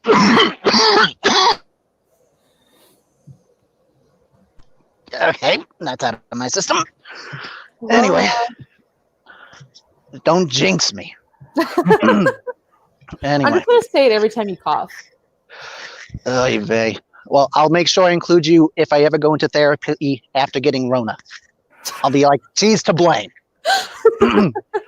Moving on. Anyway, in that situation, it's not exactly about on personal responsibility. Keep in mind, you have to look at the context on every angle if possible. Oh, yeah. If you're going to sit there and end up causing some kind of issue where personal responsibility is a big or major factor, of course you're going to hear it. It's no different from if you say 2 + 2 = 19, and I say, no, now when you're using that actual method, it's 2 + 2 = 4. You can tell me till you're blue in the face, but if I get 2 things and then another 2 things, that's still equaling out to 4. Yeah, no, I mean, I don't disagree with that. I agree with that in a lot of ways. Like I said, I only say it as a personal responsibility meme because I feel like not everyone uses it the way you do on the right. Because, like I said, a lot of people will use it in a very Ben Shapiro-esque way, where it's literally like they'll bring up and they'll almost get to the point of acknowledging like a problem, but then rather than address and acknowledge that problem exists, they'll say personal responsibility. And it's like, well, really? Well, again, it all depends on the circumstances, man. And also to answer the questions in the chat, no dissecting. I don't have a hole in my neck. No, I am not dying. But if you guys want to end up jinxing me further in that, I'll haunt you all. Moving on. As far as that all goes, it still goes off the major factor of what exactly is going on at the time. I mean, again, if it's a personal factor of personal responsibility, it's going to naturally be referenced. Yeah, but I guess my contention is that some people, like Shapiro in particular, use it all the time. They use it when it may not actually be the right time to use it. And that's why, for me, it's almost a meme. Now, does that mean that personal responsibility plays no factor? Obviously not. Obviously, it'll play a factor. I mean, that still doesn't take away from my point, but I mean, I'm not going to talk around in circles again about it, so I'll just leave it at that. No. I definitely think that at least for you, you're one of the few people that I've talked to on the right that actually does sort of use it in a genuine good faith aspect, whereas a lot of them, like I said, do the Shapiro thing where a lot of times they'll say personal responsibility, and it's like they'll shut down anything else. It's like, okay, that's really not productive, but okay. In that situation, yes, I agree. When you have someone being arrogant in more ways than one, where they just start telling you it's my way or the highway, yes, you're right to point that out, but not everyone's going to universally do that. And also, yes, I will try dissecting. Watch me. You get your holy water for me, baby. I'm humming for you. Jesus Christ. Okay, so I can't find that meme, unfortunately. What was the meme of? Describe it. It was Kamala Harris. No, okay, so it was Kamala Harris dressed like a cop. And then above her, it was, and then like in one still, or no. So it was Black Lives Matter plus Law and Order equals Kamala Harris. And it was like, the joke was it was the Hegelian dialectic. Oh, okay. I'm not that familiar with Hegel, but I know enough about No, it. it's basically like two sides eventually will always, like, two different sides always need to reconcile and form something new, like a combination, kind of Yeah. like settle on something, and that's Kamala Harris. I probably wasted too much time trying to find that. It's all good. Like I said, I think really, that's why I really wish they went with my fancy pick Ayana, because she's got that, public service experience representing, disadvantaged people. I mean, when you're describing that, all I think about is that meme picture where you see someone from World War II having pinup girls and actual models and stars as a calendar, and he's just looking at that, looking forward to go home from the war. And then you see a modern picture for 2018 or 2019 of a much slimmer, not as bulky or masculine soldier looking at a picture of Delphine, the girl with the bathwater.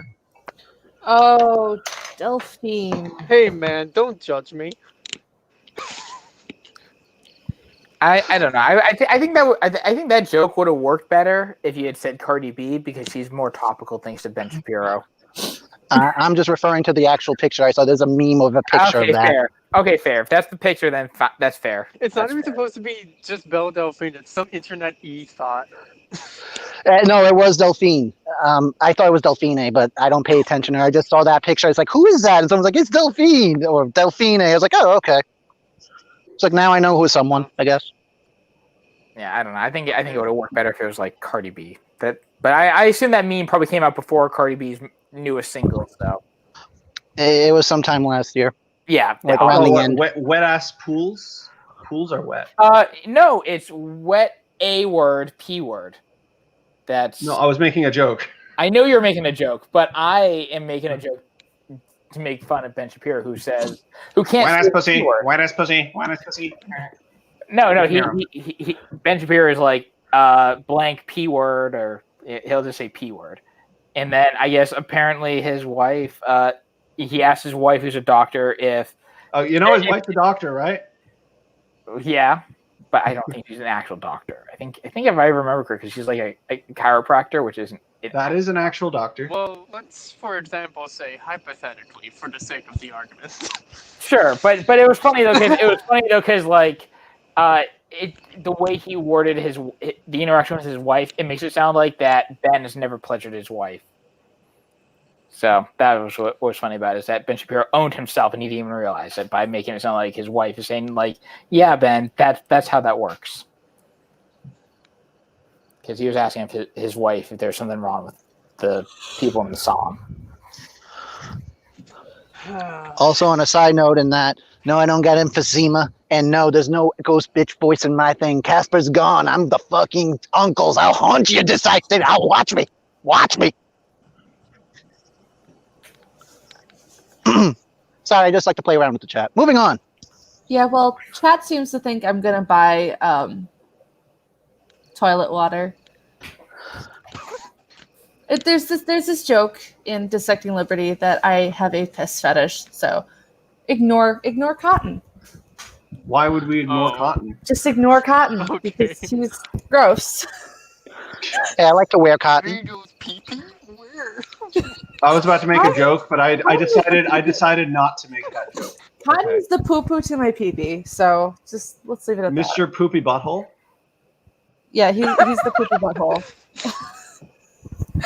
I don't even watch Rick and Morty, but I feel bad for those guys because that show is like one of those shows where they don't actually do real writing, and then people started taking them seriously, and now they have to actually start doing real writing because people take the show too seriously. well, it wasn't ever meant to be a serious show. I know that. That's why I feel bad for them, because the whole point was to like have not serious writing, but now they actually have to have serious writing because people took it too seriously. Yeah. No, I know what you mean. It's like all they want to do is just write whatever, and then Dude Bros had to ruin it. Just go even more into not being at all. It just fall.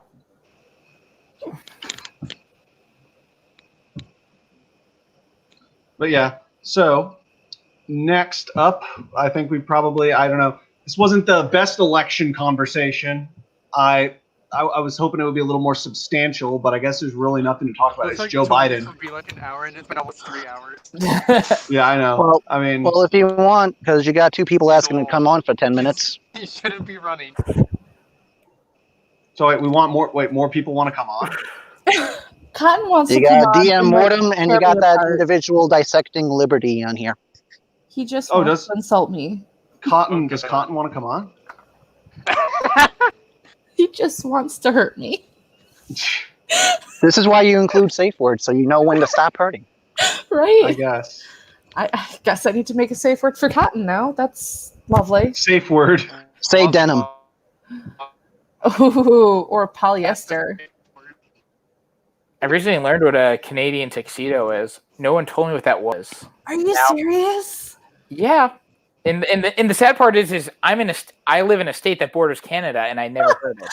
Oh my But God. to be fair, though, I border the part of Canada that speaks Jesus Christ, French. is so Eric they- Andre now in charge of the Dissecting Liberty podcast?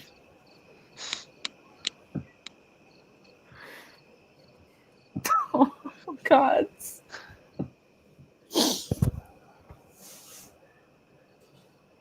Okay.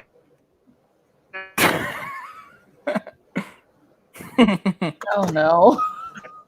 No, DM Mortem, denim is better. Mario and Luigi wear it. Denim is bad. Better, Uh-oh. because Mario and Huh. Luigi wear it. Okay, so this is interesting. So according to Google Translate, a Canadian tuxedo in French is smoking Canadian. That's What? weird. I kid you not. I wanted to look up like what Canadian tuxedo in French is, and I guess it's smoking Canadian. I feel like that's not correct, but whatever. So, anyway, okay, so we will move on to the next part now, which is, hold on. Anyway, so let's finish up our thoughts on the election. Who's everyone going to vote for? If you haven't, or if you've decided. Biden, very, very reluctantly, after drinking lots of alcohol. I'm going full on Trump. But the only Democrat that had a chance of getting me was Oneida. After that, I was like, nope. Why him? Why He already Ojeda? explained why him. He already explained why him because he No, but had policy-wise. Policy-wise, I didn't even get a chance to see much of him. He was talking about his running campaign and that, and then when he had a shot to go in, I didn't hear much about him after that. All I know is about what his background was. He was ex-military. He became a school teacher.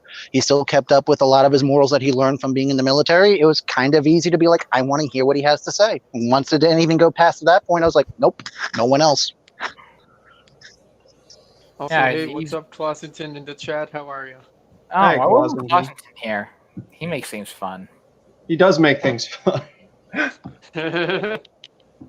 But I need to go on one of his streams sometime. oh yeah, does he? I thought he ended his streams. I don't know.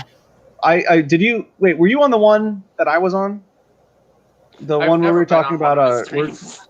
we're talking about like the cycles of history and stuff. No, that was Will. Never mind. Yeah. Oh, that's who I was trying to think of. That did the journalism before switching majors. That's who I was trying to think of. Will. That's So guys, yep, we are coming sort of close to the end, but we are now on part 7, Karens. Oh my god. How long is this? Holy It's shit, already been almost 3 what? hours. So, thoughts on Karens, and Uh, why are they the worst thing of 2020? so disclaimer. I want, or not disclaimer. One thing I want to note is that Karen is not sexist, but it can It's be the used N-word in for sexist white ways. women. And it can be used in sexist ways. But in general, no, it is not sexist. But it can be used in sexist ways. That's the only thing I want to say. Other than that, yeah, Karens are garbage. They're terrible. I hate them. Yeah. Working in retail and dealing with Karens is the worst thing ever because I can't punch them in the fucking face. Yeah, but I don't. This isn't as heated as you think it was going to be. The only thing that could potentially be heated is if somebody disagrees that it can be used in a sexist way, which I don't think it can. I mean, we're not really talking about sexism though. We're just No, talking. I know we're not. We're talking Karens. So we're not talking about the white dude bros that will call women Karens. I mean, I've seen Karen used really only in context here. Yeah, no, Same. the overwhelming majority of cases, like I'm gonna pull a fake statistic out of my ass, like 99% of them are used in the proper context. Dude, when you literally start that up for saying fake statistics, you're not really making it easy to be like, oh, that makes sense. Well, no, I mean, Yeah. I don't know the percentage. I'm assuming that it's very low. But there is a very small minority of a very specific subgroup of white dude bros that does misuse the term, and that's why. I mean, hey, did you know that 37.65% of all statistics are made up on the spot? Yeah, it's like Yeah, I'm feeling like if you look up that kind of example, you're gonna see Chris right there as the poster boy. because I just made up that statistic. Yeah, if I search it up on the dictionary, I see his face. I mean, I admit it. I made up that statistic, but I mean, it's really rare. It does happen though, but it's very specific scenarios where you see it. I don't think you know enough to dispute it, bro. So May, you're in retail. Tell us your best Karen story. Oh God. It's actually a guy. Oh, a Kevin. Or is it Ken? I have think no it's a idea. Ken. I think it's called call Ken. them Karens. It's Ken and Karen. Kenan. Huh. What if Kenan? That would be. I think it's Kenan. Yeah. No, So it's just Ken. Just Ken. Like Barbie and Ken. Weirdo. Correct. I work Wow. for a pet store. So, and all of a sudden, like, this ferret is now aggressive, which is, a typical fucking ferret. They Yeah. bite, they scratch. They're ferrets. You can teach them not to bite, but you actually have to train them, So he comes back. He's like, I want to return this. It's aggressive. Take this back. And the only way we could take it back is as a surrender because we can't, return an animal after 30 days. So he starts calling the cops. He starts calling any news source he can. And it's like, why? What? It's a fucking ferret. Find it a new home. That guy sounds like the kind of guy that's responsible for why New York tried to ban ferrets. Yeah. Like, seriously, He's the kind of guy You who bought would this actually dog- try to ban the ferrets. Yeah. Like, you bought this animal months ago. You've had it for ages, almost a year. And you want us to take it back, refund you all your money because you didn't teach it any better. And now you're going to call the cops because we're sticking to our policy, which you were told at the time of purchase. I feel like there's a metaphor for society there. It Somewhere. probably is, honestly. Yeah, it's just people are awful. I hate them. That is a ferret. That's a marmot, actually. Oh, Aren't they so kind of ferrets? would you stop, Wobbles? Sit down. Are you and Cotton like dating now? No, God, no. All right. I mean, he's seen my penis, but no. Oh, Well, excuse that's you, something Bobby. to be put in an out of context chat. And luckily, my Discord server has one, so congratulations. Anyway, so we had a Karen at my job. This was before COVID, so we closed the registers down about 30 minutes. Well, we only keep one register open for the last 30 minutes. What's so? Oh God! I'm sorry. This is this degenerate chat. That's all that Discord Liberty is, or the Dissecting Liberty Discord is. That is. Sorry. There's even a Coomer section. Yes, there is. The NSFW. Yeah. We Hey, even have a hey, girls-only Chicago, chat. are you in the Dissecting Liberty I am. I Discord? do try my hardest to never ever interact. It has brought me so much joy and so much pain since joining. I'm not gonna lie. Beautiful. But yeah, apparently Cotton and I are lovers. So that's a development I That didn't works. know about. Congratulations. That works, Thanks. I guess. I mean, whatever works for you. Whatever Right? tickles your whistle. Whatever. He certainly tickles my whistle. Ooh. Oh. I'm sorry. Where's the Yeah, I call in a vote because both of them are kind of growing on me. Get DM Mortimer dissecting in here. They really are at least being charismatic. Well, we'll bring him in for another episode. We're gonna start wrapping up here in a second. We just have a couple more things to cover. Thank God, it's 11:30 at night. I know. 12:30. Yeah. I was gonna say Chicago's in the wrong time zone. Only losers are in that time zone. Only losers. Yeah. Eastern Well, time and- zone is the only we right could be time with zone. New England. No, that is Eastern time. And then also the only right way to spell things is the British way. Yeah. No, American way. Wait, you- is that like his East Coast thing? Doing it like the Sorry. quote unquote Sorry, British I don't way? Sorry, I don't speak irrelevant island English. Irrelevant island English. I will Yeah, say, that's one you know, in defense of I American speak English, real we are English. better at simplifying words than the British. So that's what language. I mean, maybe. I mean, No, not didn't me. think I mean, so. I'm a very complicated person in how I talk. What fact, kind of That's British? one way to put it. In fact, the best form of English, in my opinion, is the one that's even simpler than English. It's talk to scene. English? English? No, talk to scene. All right. So, what are your thoughts on the J.K. Rowling turfdom, the road to turfdom? Not. care. Is this an actual thing?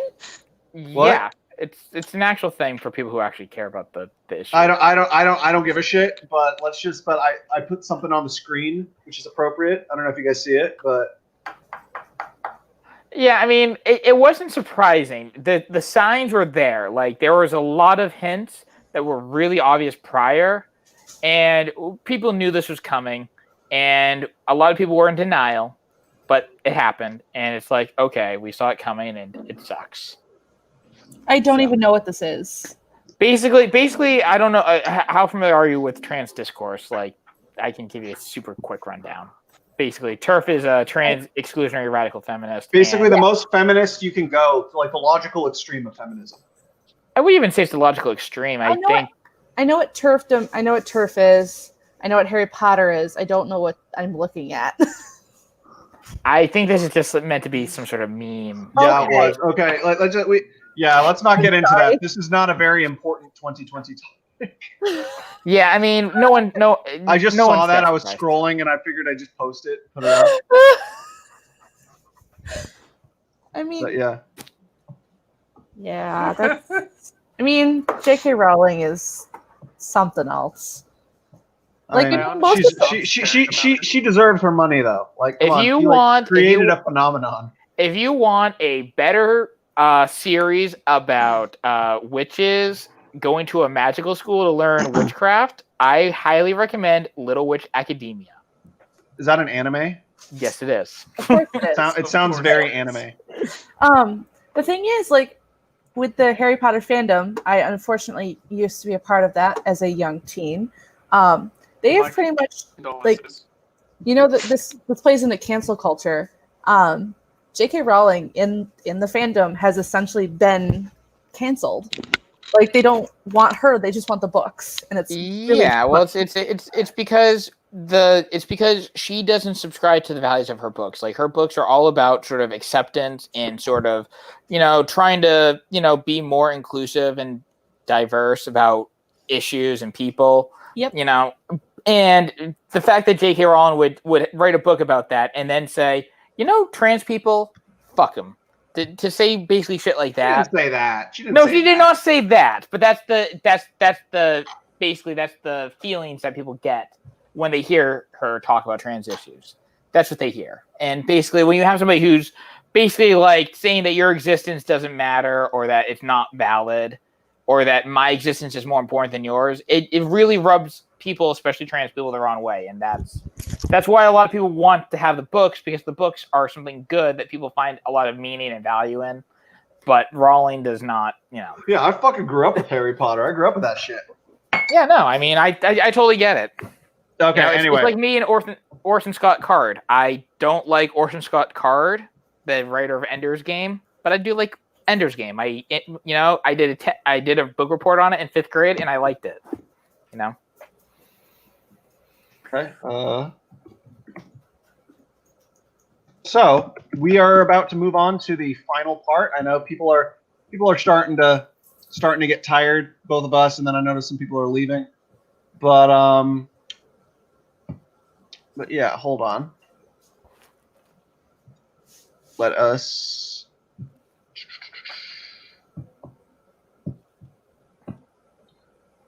So, that was embarrassing. What? No, stream share. Oh, you didn't want us to see. There we share. go. There we go. Okay. So, finally, what part is this? Is this part? Oh gosh, shit. Where's my outline? Oh yeah. Part 8. What's next? What's next for 2020, guys? Predictions. Living hell. Well, we got wildfires. A fucking fire tornado. Earthquake. Oh yeah, I heard about that. Oh, I know how to figure out what's coming next. I'm gonna look up that REM song. It's the end of the world as we know it. Okay, I think so. I'm banking maybe on a hegemonic macro war with China. So a war. No, I mean I don't know. I think war. Something's gonna happen with China. Like. Yeah, I'm agreeing with that. Oh, I'm sorry. Continue. I mean, if it's not war or something, it's gonna be something. So. I mean, war, I guess, would kind of fit Fury's breathing down your neck. So, yeah. So, yeah, I guess that works. Yeah. Well, what about you, Chicago? What do you think is going to be up next for 2020? Chicago? Oh, there he is. Yeah. Violent riots with how the election is most likely going to turn out, which we all know what I'm referring to for that.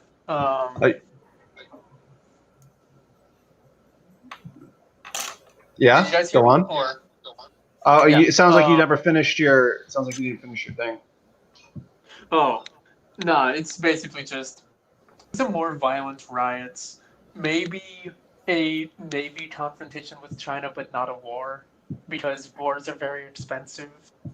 Yeah, And they are technically illegal under the UN, which is why there have been no declared wars by any major powers. Dude, the UN doesn't do shit. It's just on paper. Like all this stuff, they just rename it.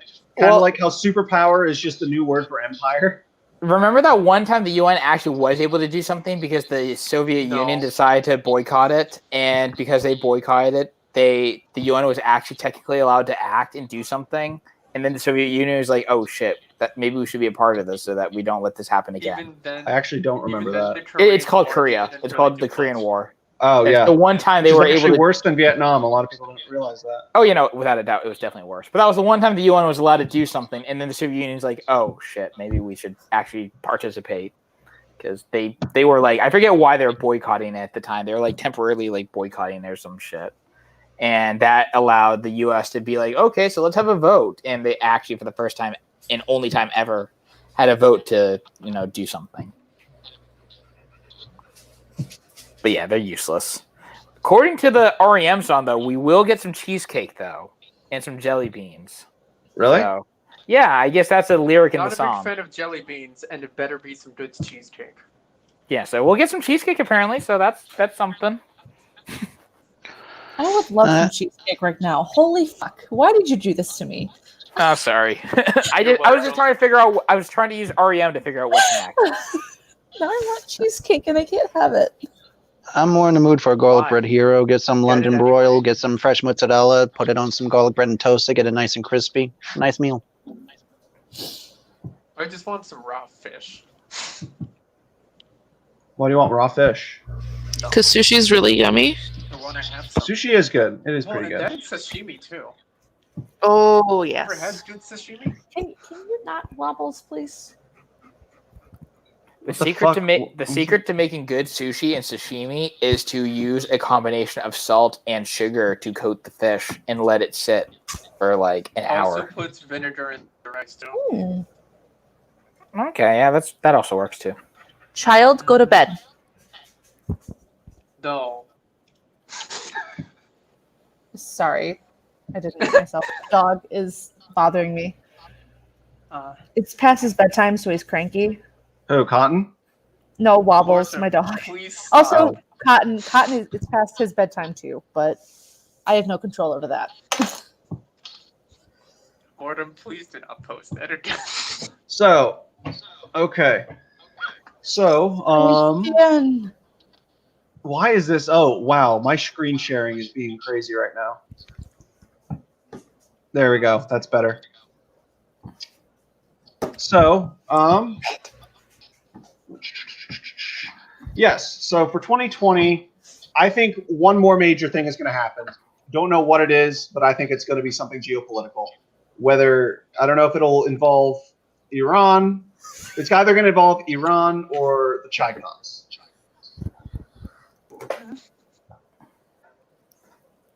I say Iran's problems would be solved if they made the wrestling coach of the national team of Iran the supreme leader. I think that would solve all geopolitical problems with Iran.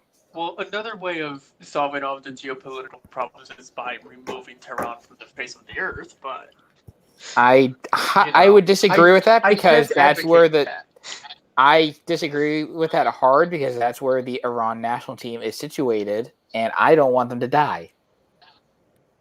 I say make the wrestling coach the supreme leader of the country, Are they and the only people you care about in all of Tehran?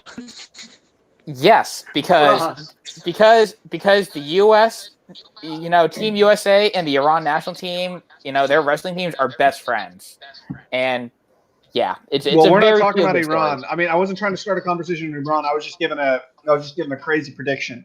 So Chris predicted jelly beans. I predicted the start of a hegemonic macro war or something. May, what do you predict? What is your big prediction? What is going to happen in 2020 before the year ends that is going to suck? What else? People are gonna die. That's just it. There's just gonna be death. Just people going to die. Okay. There's one way or another. Either this COVID thing is just gonna blow up again, more riots regarding either BLM or the election, or there's just gonna be a whole lot of natural disasters because Mother Nature hates us. Yeah, that is true. Just death. Death and destruction and despair and death. Yeah, I'm so happy. optimistic. So yeah. I'd like to see that I can Okay, get a so white pill and let's go to Michael. Michael, what is your big prediction? What bad thing is going to happen that has not yet happened yet? I think we're going to see some bad insurrection. You're going to have a lot of blue states that have been supporting the CCP and that suddenly get support to them if they actually do come over here. If there is a war, I can see it being from both Antifa and BLM, as well as anyone that's supporting the CCP and China in general. And then you're going to actually start seeing an upheaval to an extent. But I don't think it will be as bad as some people are making it out to be, because I don't think enough people are okay with that. I mean, honestly, I think we're moving into the last war of the Roman Republic territory. Like, we're starting to move towards the Actium endgame, basically. I don't know if any history buffs out there might get what I'm I'm weak talking with about. Roman history. I'm weak with that stuff. Oh, well, Actium, that was the final battle between Mark Antony. Was it Mark Antony? Yeah, Mark Antony and Octavian. And Octavian won and saved Rome. And then renamed himself Augustus. Yeah, and restored the Republic, and that is the hill I'm going to die on. I sincerely think that Augustus Caesar restored the Republic.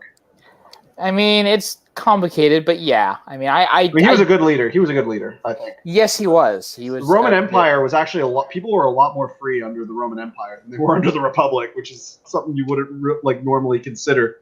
But they had free speech law. Augustus Caesar made some of the first free speech laws.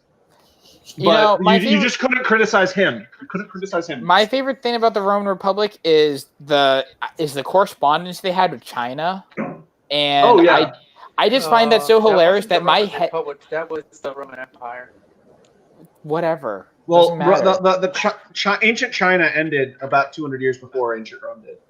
Like Either way, the transition from after the fall of the Han. So either way, I like it, and my headcanon still is that in ancient Rome there was a single Chinese restaurant because people in Rome used to like takeout. I And like that. I that actually is my do like that. headcanon. That's my All right. headcanon. So May, what is your prediction? Didn't I already say death? Yeah. Oh yeah, you did, didn't you? Okay, Chicago. What's your prediction? Riots. That's it. Yeah, Riots, no naval big, confrontation. That's all. no big, not another No. black swan event like COVID or Floyd or whatever. Nah, not at all. I'm not Okay, going then. to be dramatic. I'm realistic. Okay, fair enough. So let's Let's move back to where is it? I don't fucking know where that is. Ah, fuck. We'll just leave it up. Okay, so I guess we've pretty much exhausted all of the possibilities of this conversation. We've gone on an hour and a half longer than I would have liked, but there was a lot of discussion here, a lot of filler. I think it was a productive conversation ish, and I think it is, like I said, I think it's a little long for a first live stream, but I mean we've had some consistent viewers this whole time, so I think that's a good sign. But so I guess we'll do our outro now. Any closing comments? Would anybody like to make any closing comments? You can say whatever the fuck you want. No, I'm good. Fuck you. That's Bang, bang, yeah. skeet, skeet. Michael or Chicago? As far as I go, I mean, if you want to listen to this, I would suggest just breaking down the segments. This way you can actually make a few extra videos and just post them out there. And then you just leave the live stream all in one shot if someone wants to watch the entire thing. It's not that hard. That's Yeah, quick, though. that's what I'm probably going to do do. the majority report thing. You just gotta break it up. Just break it up. So just like keep this still the same case if anyone wants to watch all the way through, and then just put in the segments separate if they just want to break it down. No different from when I make timestamps to long videos and all the documents I make.